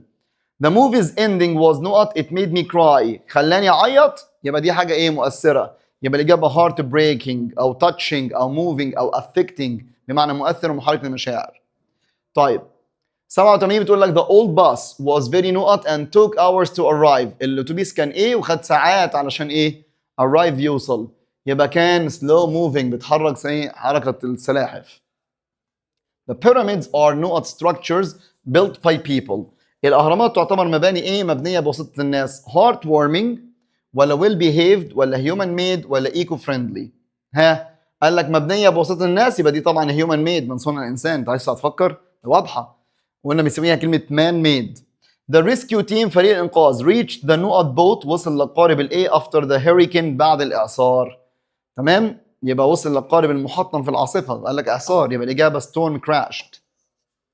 90 بتقول بسم الله the school encourages students to use نقط materials like paper straws. يستخدموا مواد زي البيبر ستروز اللي هو بقايا الورق او قشر الورق. يبقى دي حاجات كلها مالها مش مضره بالبيئه، يبقى الاجابه تبقى ايكو فريندلي. مش هيبقى معناها مواد مؤدبه ولا حتى هارت وورمينج مواد حميميه كده وفيها دفء المشاعر، ولا من صنع الانسان. قال لك سترو ده قش. طيب 91 يا جميل بتقول بسم الله their gift الهديه بتاعتهم was so kind and نقط that it made وليد smile. الجيفت كانت يعني طيبه او يعني حاجه كريمه جدا، كمان لدرجه ذات هنا معناها لدرجه ان made وليد smile. يبقى هي برضو مش مؤدبه ولا ايكو فريندلي ولا من صنع الانسان، هي كانت حاجه ليها دفء المشاعر heart warming. طب آية gift from her father is نقط to her. خلاص هدية آية من باباها دي مالها؟ دي priceless لا تقدر بثمن. مش هقول له وايز حكيمة. catching too many fish is called نقط لما تصطاد سمك كتير. too many يعني زيادة عن اللازم. ده معناه ايه بقى؟ ده معناه اوفر فيشنج، الصيد الجائر اللي هو بزياده يعني. دبي has a نقط airport that serves millions of travelers. ده دبي فيها مطار ايه؟ بيخدم ملايين، يبقى المطار ده ايه؟ حاجه ضخمه، فالاجابه تبقى ايه؟ طبعا massive، ضخم. تمام. he نقط his ankle اللي هو كاحل القدم، كعب الرجلين ده، while playing football وهو بيلعب كوره. يا ترى scrambled اللي معناها يعني يبقى عالق فيه او يتشابك فيه، ولا trapped يعني يخش في مصيده او يتحجز، هقول لك اتحجز الانكل بتاعه، ولا شيلترد في يأوي، ولا تويستد اتلوى؟ طبعا الاجابه تويستد. تمام. I heard نقط cry last night I didn't know where it came from. بس ما عرفتش الصريخ ده كان جاي من فين. يبقى الكراي ده بالنسبه لي حاجه known معروفه؟ لا، كان mysterious. يعني ايه mysterious؟ يعني غامض. انت نمت ولا ايه؟ اوعى. تمام. 97 بسم الله. It's known that نقط among peoples، و peoples بالجمع معناها شعوب. It's known that نقط among peoples is as old as man's existence. خلاص معروف ان ايه بين الشعوب قديم نفس قدم وجود الايه؟ الانسان على الارض. يا ترى مين؟ الفريسه بين الانسان. خلاص معروف الفريسه بين الشعوب، ولا الهابيتات موطن الحيوانات، ولا الديستربنس الازعاج، ولا الكونفليكتس الصراع؟ طبعا معروف ان الصراع بين الشعوب ده موجود وقديم الايه؟ قدم الازل. طيب السؤال 98 يا بطل. ملك is very نقط about her clothes and always wants everything perfect. ملك ايه بالنسبه لمهدومها ملابسها ودايما عايزه كل حاجه بيرفكت. تمام. vivid حيويه؟ لا. endangered؟ لا. لكن ينفع impressive معناها مبهره، وينفع fussy يعني ايه؟ صعبه الارضاء. بس طالما عايزه كل حاجه تبقى بيرفكت خلاص، لا. في ناس تبقى ممكن امبرسيف ولو هدوم بسيطه متواضعه، لكن هي هنا بقى بتتنج، لا مش ما تلبسش اي حاجه. خلاص فالاجابه طبعا فاسي، مش اي حاجه ترضيها، صعبه الارضاء. Rabbits are common نقط to foxes. الارانب تعتبر ايه؟ شائعه للثعالب. طبعا دي prey فريسه. disturbance معناها ازعاج. The athlete الشخص الرياضي ran نقط fast and broke a record وحطم الرقم القياسي. يبقى هنا ran طبعا فعل، وانا مع الفعل عايز حال، فكلهم احوال. هقول جري مجازيا خلاص وحطم رقم قياسي، ولا accidentally بالصدفه، ولا literally حرفيا بسرعه يعني خلاص، ولا amazingly بشكل مدهش. طبعا طالما حطم الرقم القياسي يبقى اقول لك ran amazingly، جري بشكل مدهش وقدر يحطم الرقم الايه؟ القياسي. The colors الالوان on the shirt نقط after many washes. الالوان اللي على الشيرت مالها بعد ما اتغسلت كذا مره؟ هنا طبعا الاجابه faded. ولو حط بليتش اللي معناه يبيض هقول لك فيد. بليتش يبيض كده وانت قاصد تبيض الحاجه، لكن خلاص فيد اقوى اللي معناها يزول او يذبل او يبهت. The falling water makes a loud نقط. المياه المتساقطه بتعمل صوت ايه؟ صوت roaring زئير. اصلا مش هينفع طيني صغير ووايز حكيم وهنا لا يقدر بثمن. The gang العصابة نقط the kidnapped child in a narrow roof room. العصابة ايه؟ الطفل المخطوف في أوضة ضيقة فوق السطوح. هنا أكيد احتجزته. scrambled وإن معناه يشبك خلاص، وشيلترد يأوي، وتويستد ايه؟ يلوي أو يلف. الإجابة طبعا trapped حبسوه. طيب the herd of deer قطيع الايه؟ الغزال نقط near the river to drink. ايه جنب النهر عشان يشربوا؟ اتجمعوا. الإجابة gathered. استميت قلنا معناه يقدر المسافه والسرعه، وديسترب يزعج، وفيد يعني ايه؟ يبهت. طيب بسم الله. خلاص اخر حاجه في الكلمات. the loudspeakers caused too much نقط in the neighborhood. والله السماعات هنا speakers معناها السماعات العاليه سببت ايه في الحي اللي جنبنا؟ اكيد ازعاج disturbance. طيب كلمه bleach اللي معناها يبيض. تمام. عايزين السينونيم بتاعها whiten. طبعا whiten. ماشي كلام. يلا بسم الله. لا المره دي انا باشا الدبانه مش بصحيح. طب ان ديب ووتر خلي بالك بقى عشان السؤال 20 سوري السؤال 107 108 دول اقوياء جدا. after the scandal بعد الفضيحه he felt he was in deep water شعر ان هو ايه؟ في مأزق. عايزين الانتونيم عكسها، فجاب لي طبعا هنا دراونينج بيغرق، وترابلد في مشكله، سيف امن، وسكيور امن. يا ترى مين؟ والجمله اللي بعدها قال لك بي كيرفول خلي بالك this liquid is hazardous خطير، وعكس خطير برضه هتبقى سكيور وسيف. طب انا هعمل ايه بقى ان شاء الله؟ فاقول لك صلي بينا على النبي صلى الله عليه وسلم. حبيبي قبل ما تقع في المشكله يعني انت لسه ما وقعتش فيها فانت ستيل سيف امن. يعني بقول لك خلي بالك ده خطير بس انت لسه ايه؟ لسه انت بعيد. طالما انت بعيد عن الحاجه ديت تمام يبقى انت سيف. لكن هنا السكاندل الفضيحه حصلت تمام؟ حصلت فانت في المأزق، فعكسها ان انت تبقى ايه؟ مؤمن، يعني كنت في مشكله وتؤمن. فالاجابه ايه؟ secure. واي حاجه مرتبطه بالصحه خدها ايه؟ safe، الصحه بتاعتك، السلامه الشخصيه. secure طبعا برضو سلامه شخصيه، تمام، بس بعد ما ايه؟ بعد ما حصل، وقع في مشكله وتم تامينه، تمام، وخلاص بتيجي مع الاجراءات. ماشي. الصوره رقم ايه؟ 109. figuratively اللي معناها مجازيا، يعني كده وكده. خلاص، ايه اللي عكسها؟ عكسها literally، حقيقي. الكلمه دي مهمه، كررتها لك كذا مره. haunting العالق في الذاكره، عايز معناها unforgettable. طب مين عكسها؟ forgettable، يتنسي. طب كلمه diverse معناها متنوع، عكسها مشابه، فالاجابه similar. اما assorted دي تيجي في القطع بمعنى اي مصنف. تمام كده؟ لسه. literally حقيقي بالحرف، مين المرادف بتاعها؟ exactly، مش هنا jokingly بيقول نكت. تمام؟ ماشي. بعد كده كلمة erosion تآكل، عكسها ركز بقى، ينفع growth وينفع build up، لكن معناها wear away و deterioration تدهور. طب الجملة تقول لك the river banks اللي هم ضفوف النهر are dying خلاص because of erosion، يعني ايه؟ بتتآكل بسبب الايه؟ عوامل التعرية. فعكسها ايه بقى؟ growth نمو ولا build up يعني بناء؟ لا، عكسها build up.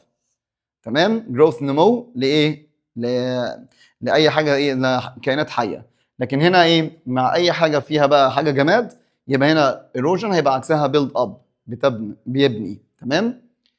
The view from here is absolutely awe inspiring. احنا قلنا awe inspiring معناها مدهش. طب مين المرادف بتاعها؟ breathtaking.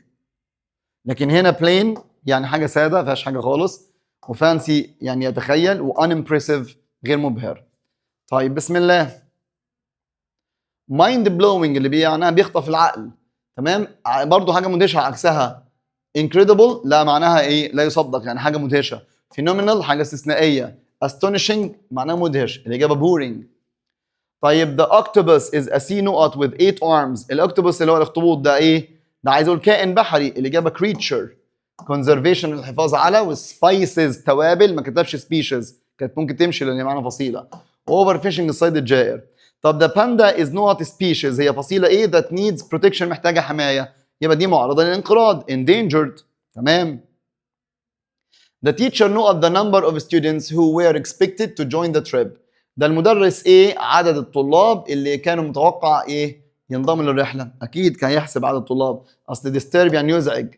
تمام؟ وفيد يعني يبهت، وسرفايف ينجو، الاجابه estimated يقدر.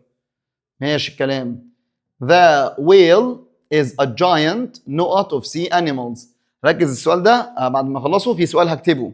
تمام؟ في سؤال هكتبه ونجاوبه، مهم جدا كده، تجاوب بسرعه في الواحده 10. تمام؟ فلا ده مهم خالص، ركز معايا فيه كويس. تمام؟ هنعيد صياغته تاني. The whale is a giant knot of sea animals. الويل يعني يعتبر ايه؟ ضخم من الحيوانات البحريه.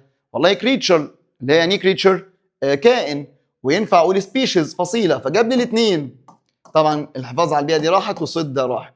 طب هنا ايه المشكله؟ المشكله ان جاينت قبلها يا معلم، والايه بيجي وراها اسم ايه؟ مفرد معدود، وكريتشرز جايه جمع، يبقى الاجابه سبيشيز. ان سبيشيز اصلا هي بتيجي مفرد وتيجي جمع، سبيشيز فصيله، وسبيشيز من غير الايه فصائل. تعالى هكتب لك السؤال ويلا بينا نحله مع بعض. السؤال الاخير ده اللي كتبته لك، السؤال كان رقمه 73 في يونت 10 اللي نزلت لك. تمام؟ بيقول لك she gave a note apology يعني اعتذار for her mistake لخطأها. تمام؟ فجينا استبعدنا برضو كالعاده، احنا طريقه اول حاجه بنعملها استبعاد. فقلنا ليجندري معناها اسطوري، مش هتبقى اعتذار اسطوري للخطأ. ايه اسطوري دي؟ قدام الناس كده ومش عارف ايه، خلاص، وحاجه اسطوريه ما حصلش اعتذار زي قبله، يعني ده معنى اسطوري. ولا ويلكمينج معناها مرحب، لا مش جايه. طب ويعني ايه جريتفول؟ جريتفول معناها ممتن وشاكر، هيبقى في حاجه اسمها اعتذار ممتن وشاكر؟ لا، هي اصلا معناها ممتن او ايه؟ او شاكر للجميل. طب اعتذار شاكر للجميل بعيده دي. طبعا انا ايه حليتها ديت خلاص، لكن هو الحمد لله الواحد مع الحل بسرعه، عشان الفيديو ده كان اطول فيديو، مش هبرر لنفسي كتير. تمام؟ لكن انا ايه؟ اصلا هي مترجمه، وجينوين اصلا معروفه ان هي ليها معنيين، اصلي ومعناها صادق وايه؟ ومخلص. لكن جريتفول هنا معناها ايه؟ معناها شاكر للجميل. فطبعا جريتفول مش هتمشي خالص. تمام؟ هي اسمها جينوين ابولوجي. طبعا ايه الاهم عندي؟ ان انت تعرف صح السؤال دوت. لكن اذا انا غلطت ولا مش عارف ايه وانا بسرعه، تمام، ده مشكلتي انا، بتحملها تاني وايه؟ بجيبها لك على طول. تمام؟ عشان دي حاجه اسمها امانه علميه، ما ينفعش تعدي غير وانت تبقى عارفها، عشان ده سؤال محترم كان في المعاصر مراجعه نهائيه. هي ادت اعتذار جينوين بمعنى زي ما معناها اصلي، تمام، معناها صادق ومخلص على ايه خطأها، مش هيبقى grateful اللي معناها شاكر للجميل. تمام يا جماعه، كده خلصنا الكلمات، وبعد الكلمات هنعدي على ايه يا دكتور؟ على الجرامر بتاع الوحده الرابعه اللي هو اسمه compound adjectives. يلا بينا، يلا يا دكاتره. طيب حبايبنا، نيجي دلوقتي مع بعضينا على شرح ايه جرامر الوحده الرابعه، والجرامر زي السكر وتحفه جدا، اسمه compound adjectives. طبعا الادجكتيف الصفه اصلا هي عباره عن كلمه خلاص بتصف الاسم وتاتي قبله. والحاجه الثانيه زي ما شرحنا في الوحده 11 ان الصفه ممكن تيجي لوحدها. طيب الصفه ممكن تبقى في شكل كلمه واحده او في شكل ايه كذا كلمه بيكونوا لصفه واحده. طيب قبل ما اكمل وابدا اشرح الكومباوند ادجكتيفز، هي 4 حالات اللي بشرحهم بس، وده اللي بيجي عليهم الامتحان بفضل الله تعالى، يا اما يجي في الحاجات اللي ايه فيها حفظ، وغالبا بيجي في القواعد بفضل الله. طيب كان في حاجه اسمها عندي ايه cumulative adjectives وحاجه اسمها coordinated adjectives. جه عليها سؤال في نماذج الوزاره في 2021 اللي هو ايه بقى؟ ايه اللي انا قلته ده؟ جماعه الكوردينيتد adjectives اللي هي الصفات، تمام؟ الكوردينيت اللي هي المتناسقه، يعني الصفات لما يبقى عندي كذا صفه بتوصف بند واحد. لما اقول هي is عايز اقول هو قوي وبصحه جيده، هو اقول he is a strong healthy man. healthy بصحه جيده وسترونج قوي، ما هما الاثنين بيوصفوا ايه؟ الفت والبيلدينج، الفتنس والبيلدينج، صح؟ البادي بيلدينج والفتنس، ماشي الكلام. يبقى هما الاثنين نفس الايه؟ نفس البند الواحد، يعني كلهم هما الاثنين سترونج وهيلثي بيوصفوا الايه؟ البادي بيلدينج. فدول لما يبقى كذا صفه بتوصف بند واحد اسمها كوردينيتد. ما لهم دول؟ قال لك دول لازم يتحط بينهم كوما او اند، يعني ما ينفعش يجوا ايه سترونج وهيلثي كده من غير. تمام، ويجوز ان انت تشقلبهم، يعني مثلا اقول لك he is a strong healthy man او strong and healthy man، وينفع اعكس اقول لك strong healthy man او strong and healthy man، لان هما الاثنين ايه؟ هما الاثنين بيوصفوا نفس الحاجه، زي كلمه awesome رائع وcheerful بشوش، ما هما الاثنين بيوصفوا ايه؟ شكله. تمام، يبقى هنا ايه؟ coordinated متناسقه نفس البند، اقول لك awesome and cheerful او نحط بينهم ايه كوما cheerful and awesome ونعكس. اما cumulative اللي هو فلنأخذ من كل رجل قبيله، يعني كل صفه من مكان غير الثاني، واحده بتوصف الكلر، واحده بتوصف الايه الاوبينيون الراي، واحده بتوصف الايه السايز الحجم، واحده بتوصف الماتيريال الماده الخام، كل واحده من وادي، فدي اسمها cumulative. مالهم دول؟ لا في كوما ولا في اند ولا ينفع يتعكسوا، ليهم ترتيب كنا عاملينه في شفره اسمها او ساش كومب، اوعى تنساها دي، خلاص ده كود، ده سيكريت كود دي او ساش كوم. حبايبنا بقى اللي حافظين معانا عارفين ان الاو دي اختصار كلمه اوبينيون راي، ان هو نايس dull كئيب ugly قبيح beautiful awesome وهكذا. طب والاس دي سايز الحجم tall وشورت big وسمول. طب والايه ده الايج العمر، ان هو old كبير young ancient قديم modern حديث. الشيب شكل، تمام، الشكل زي كلمة ايه مثلا هانسم برضو دي ممكن احطها في الشكل، او بودي بيلدينج اللي هو مثلا اقول لك he is a body building او he is fit he is strong، ده كل ده يتحط فين؟ في الشيب. راوند مدور ريكتانجولار مستطيل وهكذا. السي دي الكالر اللون. الاو الاوريجين المنشأ اللي هو الجنسية يعني ايطاليان ايجيبشن. الام دي الماتيريال المادة الخام، ايوه يا فندم المادة الخام زي ما قلت لك الماتيريال اللي هو وودن خشبي بلاستيك جلاس. والبي في الاخر البيربس الغرض، اقول لك فريزنج بوتل يعني ازازه ايه بتجمد، فريزنج مثلا بوكس، فريزنج ده الغرض منه، ماشي الكلام. طيب ده ما تنساهاش، دول لا بتحط كوما ولا بتحط اند، بنمشوا بنفس الترتيب، وعليها سؤال في الاخر اجيب لك الصفات المركبه بالسؤال ده واقول لك رتب، ماشي، ما تنساش الاو ساش كوم. نيجي على الصفات المركبه بقى اللي هي عباره عن كذا كلمه مع بعضينا. اول حاجه اول نوع عندنا في الصفات المركبه ان الرقم والزمن. الرقم ايه يا دكتور؟ الزمن، ما تنساش الرقم والزمن اللي هو النمبر والايه والتايم، ماشي الكلام، او النمبر والناون عموما والاسم. طيب يتكتبوا بكام طريقه دول؟ الرقم والزمن او الرقم والاسم ليهم طريقتين. عشان اعمل صفه مركبه الاول لازم يكون وراهم اسم. طيب لازم يكون وراهم ايه؟ اسم. طيب الطريقه الاولى ان احنا نحط الهايفن، نكتب الرقم هايفن بعد كده الزمن، وقلنا لازم وراهم ايه؟ اسم. لو الاسم مفرد ومعدود هنحط هنا او ان. لو الاسم جمع وغير معدود مفيش لا ولا ان. حبيبي بقى ودكتوري الفاضل ودكتورتي الفاضله، لما يبقى عندي الرقم والزمن في بينهم هايفن، هما الاثنين على بعض بيشكلوا لي صفه، والصفه لا تجمع، يعني ممنوع الاس، ما يبقاش هنا 3 وتقول لي 3 ويكس، لا 3 ويك طول ما في هايفن فدي صفه، والصفه لا تجمع. على سبيل المثال عايز اقول استراحه لمده 10 دقائق اسمها a 10 minute break، تقوليش 10 minutes، وبريك عشان مفرد حطينا ايه طيب اهو دي ايه 10 minutes دي غلط، و10 minute breaks تمام ماشي دي صح، 10 minute breaks دي ايه دي صح، لكن دي اللي غلط. يبقى انا عايز اقول استراحه لمده 10 دقائق اهو 10 minute break. طب استراحات لمده 10 دقائق 10 minute breaks، عشان بريكس هنا اسم جمع ما حطيناش فدي صح ودي صح، لكن ما تجيليش مع الهايفن تحط لي اس للزمن، لا دي صفه والصفه لا تجمع. يبقى اول حاجه الرقم والزمن تمام، او الرقم والاسم اللي يتعاملوا بايه بطريقتين، الطريقه الاولى طريقه الهايفن بس لازم وراهم اسم. طيب الطريقه الثانيه ان انا اشيل الهايفن واحط حاجه اسمها ابوستروفي اس الملكيه، استخدم الرقم وبعد كده مين الزمن، بس برضو لازم وراهم اسم. طب لما نشيل الهايفن نحط للزمن يا اما ابوستروفي اس لو الزمن جاي مفرد، يا اما اس ابوستروفي لو الزمن جاي جمع. طب لو الزمن مفرد هنحط قبله او ان، ماشي الكلام، طبعا قبل الرقم يعني او ان.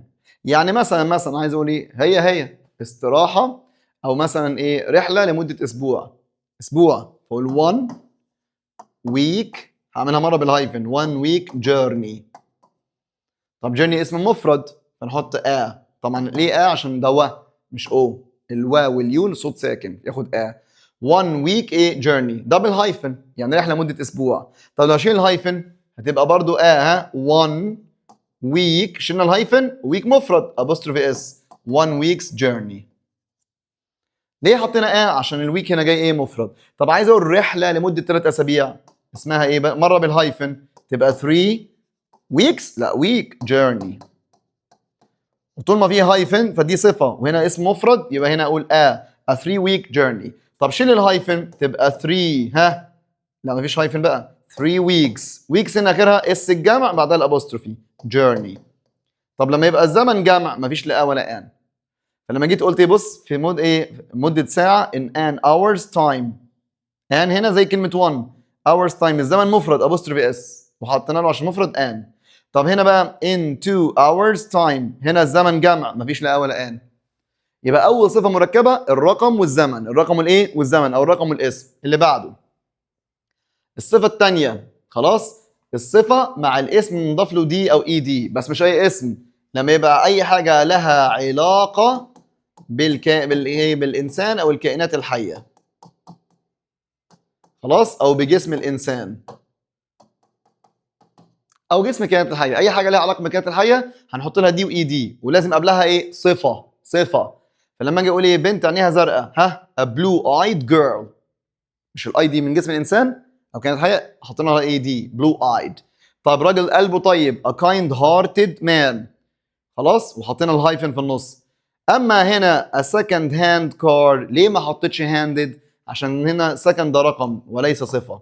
يعني ايه second hand؟ معناها عربيه مستعمله. اما هنا الباقيين بقى طالما في صفه نحط لجزء الجسم ده اي دي، فدي الصفه الثانيه المركبه اللي هو الصفه مع اي حاجه مرتبطه بالكائنات الحيه او جسم الانسان نحط ليها دي او اي دي. ماشي الكلام حلو. عايز اقول راجل شعره بني هقول براون، ده صفه. الشعر اسمه هير نحط له دي a brown haired man. طيب رقم 3 ركز بقى النمبر واليونت وحدة القياس والدايمنشن الأبعاد، بسميها صفة العمر والأبعاد. صفة الإيه يا فندم؟ العمر والأبعاد، ودي بتتكون من كام كلمة؟ 3. أول حاجة الرقم، بعد كده وحدة القياس متر وسنتيمتر وير ومنث، وبعد كده الصفة من مين بقى؟ من العمر اللي هي الإيج. طب الأبعاد اللي هو الطول long، والعرض وايد، والارتفاع هاي، وبعد ده كله نحط الاسم. فلما اجي اقول لك انا عندي عربيه خلاص طولها 2 متر، طولها 2 متر اهي، ما ده ابعاد اي هاف نقط كار، وطول ما في هايفن يا بني ادم دي صفه والصفه لا تجمع، يعني الاولى 2 متر غلط. طب 2 متر لونج صح. طب سكند لا هنا ما ينفعش. في في الاولى الارقام خلاص، الرقم والزمن ينفع يبقى رقم عادي ordinal numbers او ايه او سوري، ينفع ارقام عاديه او ordinal الترتيبيه، ينفع ال1 او first. اما هنا في الارقام والابعاد، في صفه العمر والابعاد ارقام عاديه بس، فما ينفعش سكند. طب هنا 2 متر لينث، لا احنا قلنا ايه، صفه من العمر والابعاد، لينث ده اسم، فالاجابه الصح تبقى لتر بي. يبقى الصفه المركبه رقم 3 عزيزي وعزيزتي طلابي الثانويه العامه، خلاص اسمها صفه العمر والابعاد، من كام كلمه؟ 3، رقم ووحده القياس اللي هو بقى متر او يير او كده، وايه والصفه، زي ما كنا بنقول وخدتوها في اعدادي، ولد في الرابعه عشر من عمره، الرقم 14، وحده القياس year السنه، طب الصفه من العمر old، فكنت بقول 14 year old boy. عارفين لو مفيش اسم مش هحط الهايفن اقول لك 14 years، فهمتوا ولا لا؟ طيب رقم 4 بقى، الصفه الرابعه والاخيره، هما بدمجهم انا ايه، لا دي الرابعه ولسه الخامسه. لما يبقى عندي ناون او ادفيرب، خلاص مش ناون بقى، لما يبقى عندي adjective صفه او adverb حال، ويجي بقى participle اللي هو ايه بقى، يا اما فعل مضاف له ing، يا اما فعل في التصريف الثالث. ما انا هدمجهم مع بعض. ايوه كده تمام، ماشي بسم الله. هدمجهم ايه مع بعض، ركز بقى معايا. يعني 4 و5 زي ما مكتوب لك مع بعض، لما يبقى عندي صفه او حال، طيب معاهم بقى هنا الهايفن. participle يعني ايه participle؟ يعني تصريف، يا اما بالاي ان جي يا اما تصريف ثالث. امتى بقى؟ سيبك من الصفه والحال دي سهله هنعرفها بالترجمه. امتى ناخد فيرب اي ان جي؟ برضه بالترجمه، لما يبقى عايز اسم فاعل. طب امتى تصريف ثالث؟ لو عايز اسم مفعول. مش فاهمينك يا مستر محمد؟ تعالى بالراحه. انجلاند، انجلترا از ان نقط نيشن، انجلترا دي دوله ايه؟ دي امه ايه للغه الانجليزيه؟ هل هي امه متحدثه ولا امه متحدثه؟ متحدثه للغه الانجليزيه. طب كلمه متحدث ده مفعول ولا فاعل؟ فاعل، يبقى هنحط له اي ان جي فتبقى اسمها ايه؟ انجلش سبيكينج. طب اعكس، هبدا بالايه؟ بالانجلش. لو انا عايز اقول انجلش is a نقط language، ها الانجليزي ده لغه ايه بقى؟ هقول widely speaking ولا widely spoken؟ الانجليزي بقى متحدث عالميا ولا متحدث؟ لا الانجليزي متحدث، اسم ايه؟ مفعول، يبقى تصريف ثالث widely spoken language. طب لسه مش فيه هايفن وبتاع، ينفع هايفن وينفع من غير هايفن، هشرح لك بقى الهايفن دي مع ده ازاي. بس الاول ركز لي، هو اي ان جي ولا تصريف ثالث؟ طيب بص السؤال ده سؤال جامد، ده من كتاب جيم حلو الصراحه. The attack was نقط، الهجوم كان عباره عن ايه؟ خلاص the attack was تمام، نقط، او عايز اقولها بصيغه تانية، it was a نقط attack، عايز اقول كان هجوم ايه؟ ماشي. clever planning ولا cleverly planning ولا clever planned ولا cleverly planned؟ طب صلى على النبي صلى الله عليه وسلم. plan يعني يخطط، الهجوم كان ايه؟ كان هجوم ايه؟ كان مخطط له ولا مخطط له؟ مخطط له بشكل بارع. طب مخطط ده اسم ايه؟ فاعل، لو فاعل نحط ان جي، لو مفعول تصريف ثالث. لا ده مخطط مش مخطط، مخطط يبقى اسم مفعول، يبقى تصريف ثالث، هطير الاي ان جي واطير الاي ان جي. طب هو بقى مخطط ذكي ولا بشكل ذكي؟ مخطط له ببراعه، فطبعا انا عايز الحال والتصريف الثالث، ودايما دايما بنسبه 90% او 99% التصريف الثالث هيبقى معاه حال. ماشي الكلام؟ الاي ان جي ممكن صفه او تصريف او حال. فاحنا كده خلصنا الصفات المركبه اللي ما بيطلعش منها بفضل الله ولا بيخلو منها اي امتحان. تمام، الاربع افكار دول، رقم وزمن، تمام، اللي ليها طريقتين بالهايفن او بالابوستر اس، وينفع ارقام عاديه او ارقام ترتيبيه. بعد كده ايه، اي حاجه مرتبطه بالكائنات الحيه نحط لها صفه، والجزء اللي مرتبط بالكائنات الحيه خلاص نحط له دي واي دي. لما اقول لك ايه، كنت بقول لك في الكلمات من شويه، واسع الافق اوبن ايه، مايندد، مرتبطه بالجسم صح؟ طيب رقم 3 صفه العمر والابعاد من 3 كلمات، الايه، الرقم والوحده القياس والصفه من كلمه من العمر والابعاد اللي هم اولد ولونج وهاي والحاجات دي. هايفن هايفن ممنوع الاس عشان دي صفه لا تجمع، ولازم وراهم اسم. وبعد كده رقم 4 يبقى عندي صفه او حال، بعد كده ايه، تصريف الاي ان جي او التصريف الثالث على اساس الترجمه، عايز اسم فاعل يبقى اي ان جي، عايز اسم مفعول يبقى تصريف ثالث. ماشي الكلام؟ حلو. ركز بقى بالنسبه للهايفن، وانا صحيح يعني بختلف خالص مع الكتاب المعاصر. حبايبي صلى على النبي صلى الله عليه وسلم. الناس اللي ايه المستشار باذن الله تعالى لما يجي يختبر حضراتكم مش هيكتب لك في الهايفن مش الهايفن، او لما هيكتب لك في الهايفن يكتب لك في حاجه ثابته. تمام؟ انت عندك صفات اصلا مركبه في جداول كتير، كتاب المعاصر كاتبها لك وكل الملخصات. تمام؟ في منهم صفات مركبه على حسب، يقول لك لو في وراها اسم نحط له هايفن، طب ما فيش اسم ما تحطش هايفن، ده صح. وفي صفات مركبه ملهاش دعوه، الهايفن ثابته. تمام؟ سواء في اسم او مفيش اسم. طيب تقريبا بسم الله ما شاء الله من 17 ل 22 حاجه صفه مركبه من اللي عندك. انا هقعد احفظ الكلام ده، اللي فاضي يحفظ يحفظ، انا عن نفسي والله انا محمد ناس مش هحفظ. تمام؟ لان الراجل المحترم لما يجي يسالك بيسالك في فهمك للقاعده ديت. تمام؟ انت هتركبها ازاي؟ فيجي يسالك تحط بقى هي اوبن مايند ولا اوبن مايندد، خلاص اي ان جي ولا تصريف ثالث، انت بترجم صح ولا لا، بتركب الصفه ولا لا، الرقم والزمن نحط اس ولا ابوستروفي اس ولا اس ابوستروفي، تمام، نحط هايفن ولا لا. فهو ده الكلام اللي فيه الشغل العالي وفيه فهمك تقاس اللي تقاس عليه. وصلت؟ فانا بقى حته الهايفن تتلخص في حاجات ثوابت، ان هو اول حاجه الحال اللي اخره ال واي لما يجي معاه تصريف ثالث، تمام، وبعديهم الايه الاسم او من غير اسم، ثبت الحال اللي اخره ال واي تصريف ثالث دايما بدون هايفن، مفيش هايفن.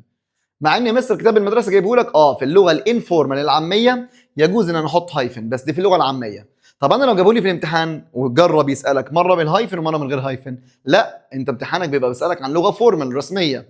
فانا في اللغه الرسميه الحال ال واي والتصريف الثالث دايما بدون هايفن، سواء في اسم او مفيش اسم. خلصانه؟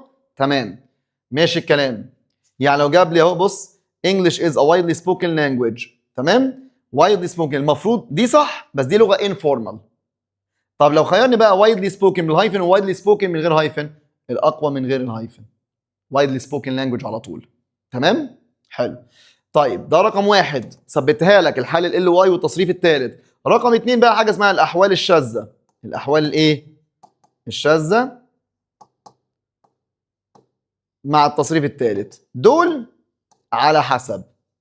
يعني ايه على حسب؟ لو في اسم هنحط هايفن، مفيش اسم مش هنحط هايفن. مين يا مستر الاحوال الشاذه؟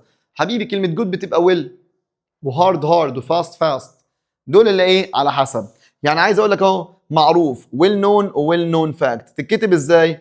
لا هقول لك يا مستر خلي بالك اهو انجلش از ايه هنا وايدلي سبوكن ولا وايدلي سبوكن، شايف ايه حال تصريف ثالث والاي الحال ال واي والتصريف الثالث الاجابه وايدلي سبوكن. تمام؟ طيب بالنسبه للاحوال الشاذه اهي على حسب. ازاي على حسب؟ it is a نقط fact في اسم يبقى احط الهايفن well known. طب this fact هذه الحقيقة is نقط، هنا مفيش اسم هقول له well known بدون الهايفن. ما تتعبش نفسك غير في النقطتين دول بس، باقي ما باقي مش هيسألك على هايفن غير هايفن، يسألك على القاعدة على الكلمة ومعناها. فاهمين يا حبايبي؟ ماشي. طيب he is نقط، في حاجة أخيرة عايز أثبتها لك مع كلمة look. أولا look لازم يبقى آخرها ing وقبل الهايفن بنحط صفة. نحط إيه؟ صفة مش حال، دي ثابتة. look آخرها ing ونحط لها إيه؟ صفة. ومن ضمن الصفات كان عندي صفات آخرها ly زي كلمة friendly. لما أقول لك friendly looking يعني يبدو ودود. تمام؟ طب he is نقط، أنا عايز أقول إن هو راجل إيه؟ يبدو غضبان، لازم آخرها ing. طب والangry ولا angrily؟ لا لازم صفة، فالإجابة الصح angry looking. طب يا مستر محمد مفيش اسم، حطينا له يا مستر ثبت الهايفن. أي حاجة تانية الهايفن اعتبرها ثابتة. أنت بس ما تلعبش بلعبة الهايفن دي نحطها ولا لأ، إلا مع النقطتين دول، الحالة اللي هو تصريف ثالث دايما مفيش هايفن في اللغة الإيه الرسمية. في اللغة العامية يجوز لو في اسم نحط، لكن الأساس مفيش هايفن. طب مين اللي على حسب في اسم ومفيش اسم؟ الأحوال الشاذة. باقي ما باقي الهايفن اعتبرها ثابتة. ماشي الكلام؟ مش هنقعد نحفظ يا جدعان. الراجل بيقيس فهمك للصفات المركبه، مش هيقعد يقول لك انت حافظ ده ولا مش حافظ ده. ماشي؟ طيب كده خلصنا الصفات المركبه. في عندي قاعده تانية خطيره اسمها so such، تمام، اللي معناها جدا لدرجه ان. دي في التراكمي بقى. so بيجي معاها ذات، وsuch بيجي معاها ذات، بمعنى جدا لدرجه ان. بس so بيجي معاها صفه او حال بس. طب such بيجي معاها اسم او صفه واسم. وطبعا لو الاسم مفرد معدود هنحط او ان، لو الاسم جمع وغير معدود مفيش لا ولا ان. هما الاثنين معناهم جدا لدرجه ان. طب انا ازاي اعرف صفه او حال؟ لا احنا في الوحده 11 قلنا الصفه بيجي قبلها بي جي اللي هو بي فيرب تو بي او جيت او بيكام او جرو او افعال الحواس اللي هي تيست يعطي مذاق والحاجات دي، او افعال بمعنى يبدو. اي حاجه من دول ناخد صفه. طب الحال لو اي فعل هنحط حال. فلما اجي هنا نقول بقى سو ساتش اهو صفه وحال ذات، بعد ذات تيجي جمله عاديه. طب ساتش يا اما اسم يا اما ايه؟ صفه واسم. تمام اهو ساتش يا اما صفه زائد ايه؟ اسم. طب بالنسبه لكلمه ميني وماتش وليتل وفيو دول بيجوا مع سو ميني. خلاص بعدين اسم اقول لك so many people. اول ما الاقي many يبقى ناخد so many people that. اما such بتاخد ايه؟ a lot of. ماشي الكلام؟ حلو. بص بقى كان بيقول لك لما so او such يجوا في الاول نعمل ايه؟ نعمل inversion اقلاب. يعني مش عايز الكلام دوت خالص. اللي هو ايه مثلا؟ بص اقول لك so nice. بدل ده اقول the film was اقول لك was the film that لدرجة we attended it إن إحنا حضرناه twice. شوف إزاي ما قلتش the film was، قلت was the film. نعمل inversion. ونفس الكلام مع such. طيب مش إحنا يا مستر محمد بنقول لحضرتك سيبك من كلمة to. تمام؟ to بيجي معاها to المصدر. to اللي هي تي او او دي معناها جدا لدرجة ألا. تمام؟ أنا عايز حاجة أخيرة بس ركز في ديت. so nice that ده اللي إحنا خدناه. so بيجي معاها الصفة. وsuch يجي معاه الاسم زي such a nice day that. خلاص اقول لك مثلا it was او the day was so nice اليوم كان رائع جدا that we enjoyed it استمتعنا بيه. او it was such a nice day that we كذا اهو such جه معاها الصفه والاسم. في حاله شاذه بيقول لك ان so ينفع يجي معاها الصفه بعد كده تحط لي a او an day بعد كده that. يعني انا ممكن such so تساوي such بس ايه؟ بطريقه متشقلبه. هنا such a nice day الطريقه العاديه اللي احنا عارفينها. طب so nice a day. الكلام ده كله زيادات. انا بس ايه؟ عشان تسالنا على so such كتير انا عايز الاساس. اما دي انت عارفها، احفظ المثال نفسه. so nice a day بتساوي such a nice day. تمام؟ حلو. انا عايز ادي سؤال. it was not weather that we enjoyed our journey. استمتعنا بالرحلة بتاعتنا. For it was nice so nice ولا such nice ولا such a nice. ماشي الكلام؟ حلو. في مين بعد النقط؟ weather ده اسم. طالما ذات خلاص هي سو ساتش. بس مين يجي مع الاسم؟ لا سو بيجي معاها الصفه او الحال بس. تمام؟ طب ساتش يجي معاها ايه؟ الاسم او الصفه والاسم. ساتش نايس ولا ساتش ا نايس؟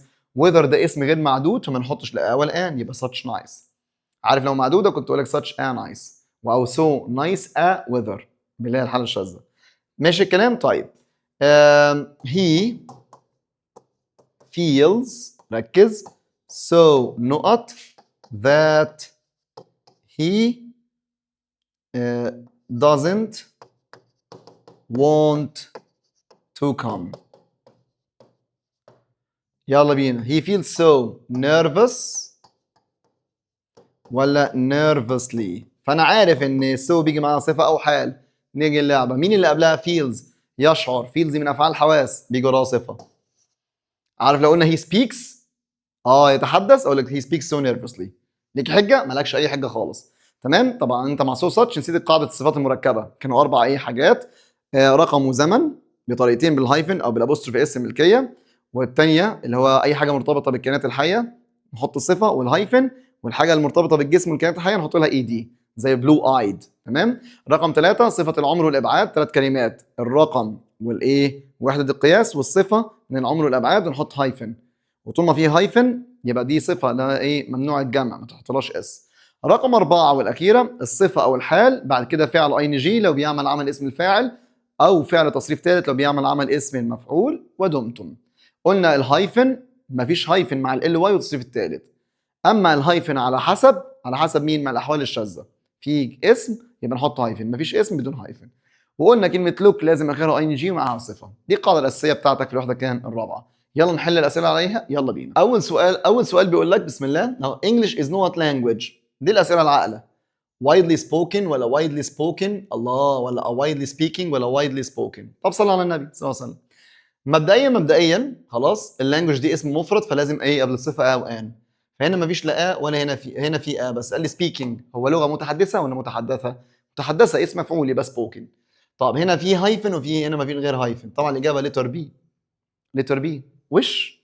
خلاص انا بتسال سؤال ايه فورمال رسمي، ده ينفع في اللغه الايه الغير رسميه، لكن ده في اللغه الفورمال فطبعا هختار من غير ال واي تصريف ثالث بدون هايفن. حطينا الايه عشان اسم مفرد. اللي بعده English is one of the most known languages in the world. One of the most واحدا من ايه؟ اكثر اللغات ولا لغات؟ اللغات. فانا اللغات هنا جمع، يا ترى مع الجمع احط لا مفيش يبقى نطير هنا. طب هنا وايد لا هي اسمها وايدلي سبوكن هنا ولا وايدلي سبيكينج؟ لا وايدلي سبوكن. طب يا مستر محمد حط هايفن، ما هو ما جابش واحده من غير هايفن. طب لو ما جابش انا عارف بيني وبين نفسي ان الحاله ال واي والتصريف الثالث يجوز احط له هايفن في اللغه العاميه. طب لو كان جايبها من غير كان اخترتها زي هنا، فهمتوني؟ المهم مش هنختار الآ عشان ده اسم جمع، الآ مع المفرد. This is not solution. يا ترى good balanced ولا well balanced ولا احنا قلنا مع تصريف ثالث هنحط صفه ولا حال؟ حال يا ريس. طب هنا بقى الحال will ده من الاحوال الشاذه، ده اللي على حسب في اسم يبقى نحط هايفن، وسولوشن ده اسم مفرد يبقى الاجابه a well balanced. مش تبقى good ولا من غير الهايفن. خلاص دول الاحوال الشاذه على حسب، طالما في اسم يبقى نحط الهايفن. ماشي الكلام. طبعا هنا مفيش he is a student so he looks for no job. هو طالب فبيدور على وظيفه دوام كامل طول الاسبوع ولا جزء اسمها part time job، وجوب اسم مفرد فنحط لها الا والان a part time. محمد صلاح is not footballer. برضه تبقى good known ولا well known وفي اسم يبقى في هايفن، وطبعا دي اسم مفرد يبقى الاجابه a well known footballer. ريهام will be back in نقط. ايوه هترجع في خلال ايه؟ اسبوع ده مفرد اللي هو ويك. طب اللي هنا الويك ده مفرد هنحط له وهنا تايم الزمن. طيب الزمن مع الرقم ده الاسم، ودي زيها زي كلمه 1. ماشي حلو. يا اما نحط هايفن وهنا مفيش اي هايفن، يا اما البديل بقى نحط الابوستروف اس، وطالما مفرد يبقى ايه؟ تبقى ويكس. يبقى الاجابه مين يا ريس؟ الاجابه لتر دي a week's time. تمام. هنا ويكس بالابوستروفي اس من غير وهنا حط من غير الابوستروفي، وهنا حط اس الجمع. لا ده هو زي اس الجمع دي لما يبقى 3 و2. تمام. لكن هنا ده مفرد. مستر اند مسز علي are going on a نوت cruise يعني رحله نيليه، يبقى رحله نيليه لمده اسبوعين. والله برضه هنكتبها يا اما بالهايفن 2 والهايفن ويك كروز. طبعا طول ما في هايفن مفيش اس عشان دي صفه لا تجمع، او نحط نشيل الهايفن ونكتب ويك. طب ويك هنا اس هتبقى جمع اخرها اس الجمع ونحط الابوستروفي. طب هنا في 2 ويك وفي 2 ويكس اهي. طبعا دي غلط مفيش ابوستروفي، وهنا 2 ويكس 2 وهنا ويكس جايبها ابوستروفي اس مفرد ازاي مع 2؟ بقيت محتاره مستر دي صح ودي صح اللي حضرتك كتبتهم. لا يا ابو جهل في هنا احنا قلنا لما يبقى الزمن جمع ما نحطلوش ولا ان، فالاجابه تبقى لتر سي.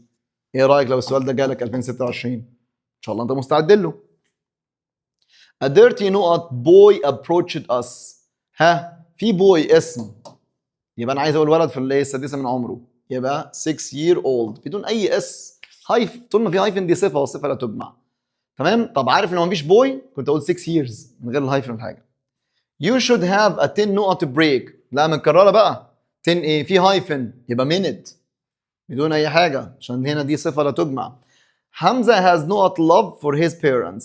حمزه عايز اقول يعني يمتلك حب لوالديه راسخ وقوي، دي اسمها deep seated. اصل هو ديب يعني حب مرسخ ده اسم مفعول. تقول لي يا مستر راسخ اسم فاعل، يعني هو الحمد لله ما حطش ان جي، بس هي اسمها مرسخ مثبت متأصل، فتبقى اسم مفعول تبقى الاجابه deep seated. فمستر جاب لي هنا بقى ديب سيتد. لا يا حبيبي اي حاجه غير ال واي والاحوال الشاذه ثبت لي الهايفن يا برنس، وكده كده في اسم وراها. ماشي. طيب this race is of 100 meters. it's not race ده سباق ال 100 متر، في ارقام وحده قياس يبقى 100 متر. حط لي الهايفن.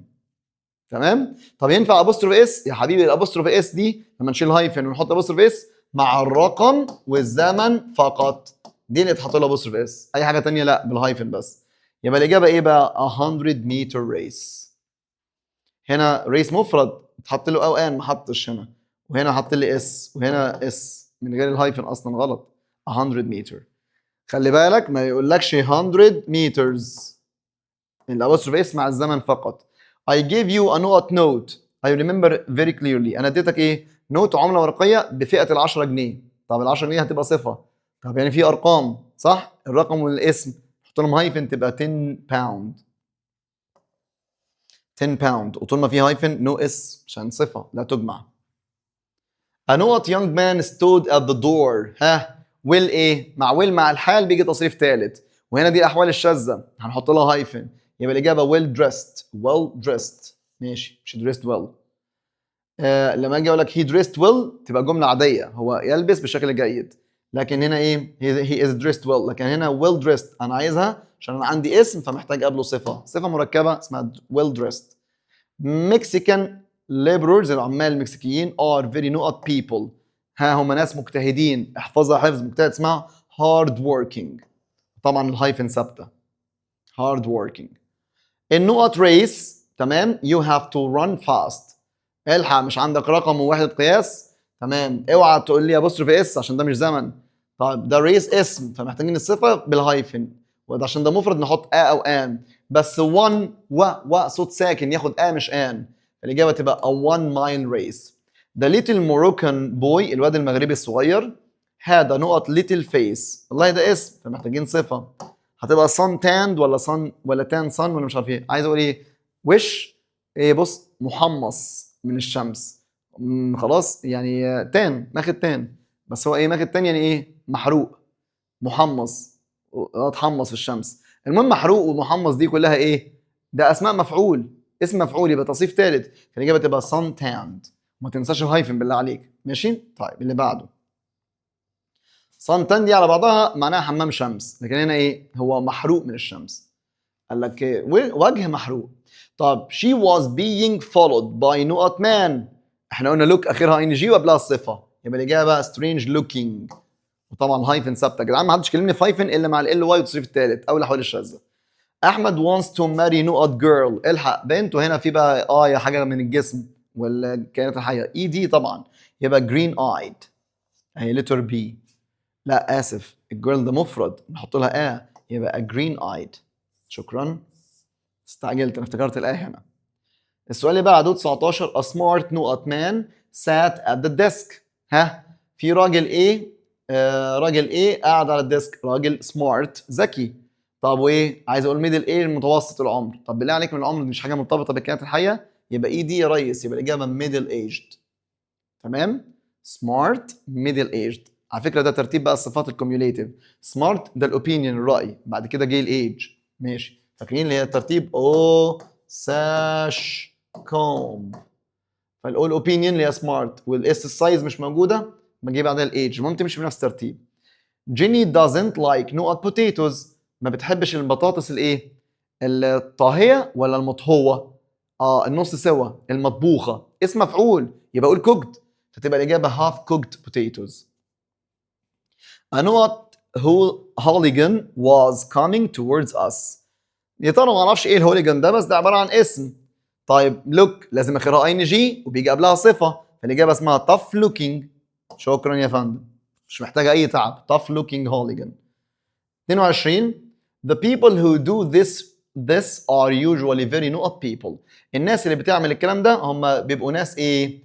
cool head ولا cooled headed ولا الله ولا cool headed ولا cooled head. لا يا حبيبي، هو احنا قلنا اجزاء الجسم خلاص والكائنات الحيه بتبقى هي اللي بنضيف لها الاي دي وبيجي قبلها الصفه، فالاجابه cool headed يعني عقل رايق، بل رايق، دماغ رايقه.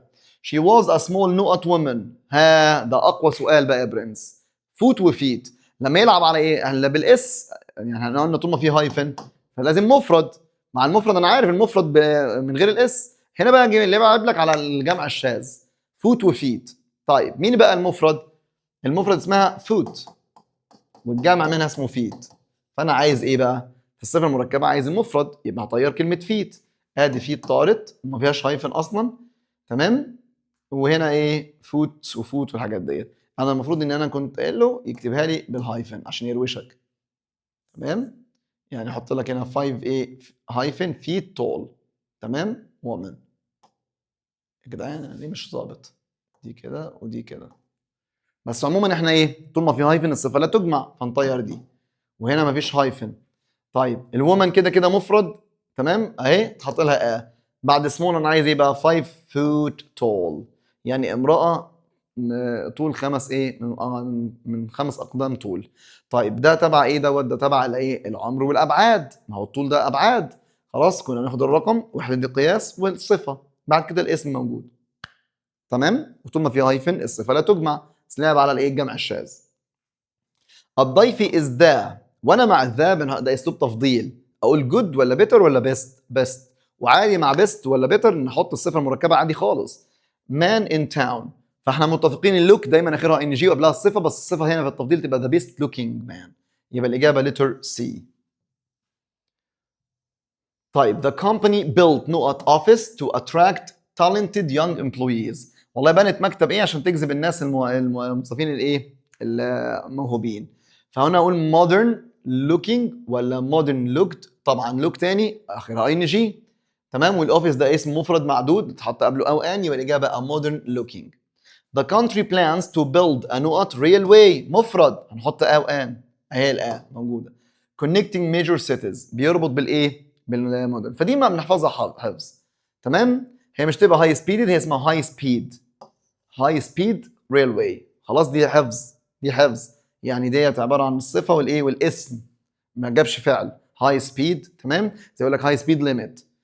The guide was a not looking man. انا عارف ان مع looking بيجي الصفه يا برنس. طب مين الصفه هنا؟ الصفه اصلا فريندلي، فالاجابه طبعا فريندلي. طب بالهايفن من غير هايفن؟ طبعا في هايفن، هي اصلا موجوده. تمام. يعني المفروض نشيل دي بس ويقول لك فريندلي هنا ولا فريندلي بالهايفن؟ بالهايفن يا جدعان. فريندلي لوكينج مان. طيب the article was not so readers found it difficult to understand. الحق الارتكل كان ايه اللي فلقوه صعب؟ المقال كان مكتوب ازاي فالقراء لقوه صعب يفهموه؟ كان مكتوب سيء ولا بشكل سيء؟ بشكل سيء. وكاتب ولا مكتوب؟ مكتوب. يعني اسم مفعول يعني تصريف ثالث، فمش هتبقى writing هتبقى written. طب هتبقى badly written ولا badly written؟ اولا مفيش هايفن. مفيش هايفن. تمام. وكده كده مفيش اسم فمش هحط يبقى badly written. A note report can cause misunderstanding. هنا بقى في اسم report مفرد فحطينا فالإجابة تبقى badly written بالهايفن ولا من غير؟ برضه من غير هايفن. الحل اللي هو تصريفتات من غير هايفن. badly written. The city is so نقط that. فاكرين so that تحط بينهم ايه؟ صفة أو حال. There is always traffic. ماشي. المدينة تكون ايه؟ لدرجة عشان كده في دايما زحمة. فهي بقول ايه؟ مكتظة، مملوءة بالسكان، مزدحمة. خلاص. فمكتظ دي اسم مفعول تبقى populated، واحنا كده كده حافظينها. ومع المفعول اسم المفعول بيجي تصريف ثالث، فالإجابة densely populated. يا مستر حط لنا هايفن. ما هو ما جابش واحدة من غير هايفن، لو كان جايب كان اخترناها. Writing a research paper is a نقط task. دي مهمة ايه؟ that takes a lot of time. بياخد وقت كبير، يبقى هي مهمة. مستهلكة للوقت ولا مستهلكة؟ لا مستهلكة. اسم ايه ده؟ فاعل، يبقى اي ان جي المرة دي. تمام. يبقى الإجابة تبقى time consuming. طب طالما في هايفن دي صفة لا تجمع مفيش اس، وهنا عايزين اي ان جي، فالإجابة time consuming. هي مستهلكة مش مستهلك. The battery in my phone is not so it rarely needs to be charged. برضو البطارية في التليفون بتاعي ايه؟ فنادرا لما نحتاج نشحنها. يبقى اقول ايه؟ هي مدامة ولا دائمة؟ دائمة. ده اسم فاعل يبقى نحط اي ان جي، تبقى الإجابة اسمها long lasting. مين بقى long lasting؟ letter C. طيب بسم الله. It was a well designing building. ايه ده؟ عدت عليك كده عادي؟ مش هنا well ده حال هيجي اي ان جي؟ ما قلنا مع الحال يجي تصريف ثالث. حتى المبنى مصمم ولا مصمم؟ مصمم اسم مفعول، فالغلطه في ديزايننج تبقى ديزايند. يبقى ويل ديزاين تبقى ويل ديزايند، ولازم فيه هايفن عشان فيه اسم. يعني لو كتبها لك مرتين، مره بالهايفن ومره غير هايفن، دي الاحوال الشاذه قلنا على حسب. لو في اسم نحط هايفن. طيب she has بسم الله a very open mind. ده معناها ان هي عن ايه؟ open minded. يبقى she is a very open mind. لا she is an open minded person. she is opened minded. لا اسمها open minded يا جدعان. مع اجزاء الجسم والحاجات المتعلقه بالكائن الحي حط صفه من غير اضافات، صفه هايفن بعد كده ايه؟ جزء الجسم ده زائد الاي دي. فالاجابه تبقى letter B مش minding. تمام كده خلصنا ايه؟ اسئله الايه؟ الجرامر. تمام. طيب في اسئله الجرامر في سؤال بس كده انا كنت حابب اصححه. يعني الاجابه تبقى ايه بس فيها ايه؟ my uncle is نقط middle aged tall open minded man. انا مش هتبقى open minded، هي المفروض تبقى ايه؟ dark shaped. dark shaped يعني اسمراني او قاتم. تمام. ولا هنا طبعا open minded برضه تبقى dark shaped، وهنا تبقى dark shaped، وهنا dark shaped. جبت لك صفات مركبه وقلت لك رتب الصفات على حسب ترتيب الاو ساش كومب. ده عمي ايه بقى؟ middle aged tall dark shaped man، ولا tall middle aged dark shaped man، ولا tall dark shaped middle aged man؟ خلاص. ولا dark shaped tall middle aged man؟ لو هي روشاك هي تتكتب كده middle aged قبل ما تفكر، بعدها tall، ايوه dark shaped، خلاص dark shaped man، ولا tall بعدها ايه؟ middle aged dark shaped man، ولا tall dark shaped تمام middle aged man، ولا dark shaped يلا بينا ايه بعديها؟ tall middle aged. الناس اللي حافظه ترتيب الاو ساش كوم. الاول اوبينيون على فكره، الاوبينيون لو انا اوبن مايندد سيبها هاخد اوبن مايندد يعني متفتح الذهن، فده رايي فيه زي سمارت. يعني انا هبدا بيها الاول اللي هي مثلا ايه؟ اللي هي ديت تبقى اوبن مايندد تول ميدل ايجد مان. لو انا هسيبها تبقى الاخيره. تمام. لكن انا ايه؟ لا مش هجيبها كده، كانت موجوده في السؤال دارك شيبد. دارك شيب ده بقى اللي هو لون البشره بتاعته او لونه، فده يعتبر ايه؟ الكالر. طيب الاول اوبينيون مش موجوده. السايز موجود انه طويل. الايج موجود. الشيب شكله الشكل او الكلر اللي هي دارك شيب. فمين بقى الاجابه الصح؟ ان انا ابدا بالميدل ايج بالايه بالايج العمر؟ لا انا ابدا بالسايز اللي هو طول. فهنا طول وطول، طيارتي الاولى وطيارتي الاخيره. طب انا بعد الايه؟ بعد السايز الطول انا عايز الايج العمر، يبقى طول ميدل ايج بعدها الشكل دارك شيب مان. الاجابه الصح لتر بي. التاني ليه غلط؟ عشان جاب لي طول اللي هو السايز، بعد كده جاب لي الشيب، بعد كده الايج. فهمتوا انتوا اللعبه ازاي؟ خلاص؟ طيب كده خلصنا ايه؟ اسئله الجرامر بافكارها البسيطه العبيطه خالص. وخلي بالك من الايه؟ الجمع الشاذ زي كلمه فوت وفيت، توث وتيث، خلاص؟ والحاجات ديت ماشي؟ يلا. نيجي على اسئله السكيلز بقى، بسم الله.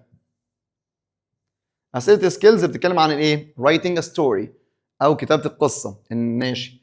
When writing a story the beginning should focus on. لما نيجي نكتب القصه البدايه بتركز على السيتنج اللي هو ايه؟ الوقت والمكان، والكونفليكت بدايه الكونفليكت توضح ان في صراع، والكاركترز. فالكلام ده موجود فين؟ setting the scene ولا the ending ولا the climax ولا resolution؟ resolution الحل في الاخر، يبقى الاجابه السيتنج. طيب the part which mainly introduces بيقدم where and when. الجزء اللي بيقدم فين ومتى، ده بيبقى beginning البدايه، ولا conclusion الخاتمه، ولا resolution ولا middle. فالناس الذكيه تقول لك resolution وconclusion هما نفس العمليه. طب الجزء اللي بيقدم خلاص اين ومتى، يعني مكان وزمان، فده اسمه setting صح؟ يبقى ده بيبقى في البيجيننج. وصلت؟ عكسهم بس هنا حاطين السيتنج هنا. طب اين ومتى؟ ما ده السيتنج المكان والزمان، فبتحط فين السيتنج؟ في المقدمه. اما الميدل اوف ذا ستوري مينلي ديفلوبس بيطور ايه؟ الكونفليكت الصراع الى عنوان، ولا الدرس الاخلاقي؟ الدرس الاخلاقي بالحل في الاخر، ولا المقدمه ده بيطور الصراع. احنا في الاول بنظهر ايه؟ المكان والزمن والكاركترز الشخصيات، ونبدا نقول انها هيبقى في صراع. جوه في الميدل بقى، تمام، في الميدل بتاع الستوري develops the conflict، بنطور الايه الصراع، ونحط الايفيدنس الدليل، تمام، ونجيب ديتكتيف مثلا لو ده محقق وهكذا. طيب which detail belongs mainly to the beginning؟ مين من دول ينتمي للمقدمه؟ فاينل ليسن الدرس المستفاد، لا، ولا حل المشكله، دول كلهم في الاخر، ولا المين كاركتر؟ طبعا الشخصيات، مقدمه للشخصيات. المورال ده في الاخر، الدرس المستفاد هو رقم ايه. The ending should clearly show the note of conflict. الخاتمه بقى لازم توضح ايه للصراع؟ الحل resolution. طيب السؤال رقم 6 which sentence best fits a beginning paragraph؟ مين اللي تمشي مع باراجراف في البدايه؟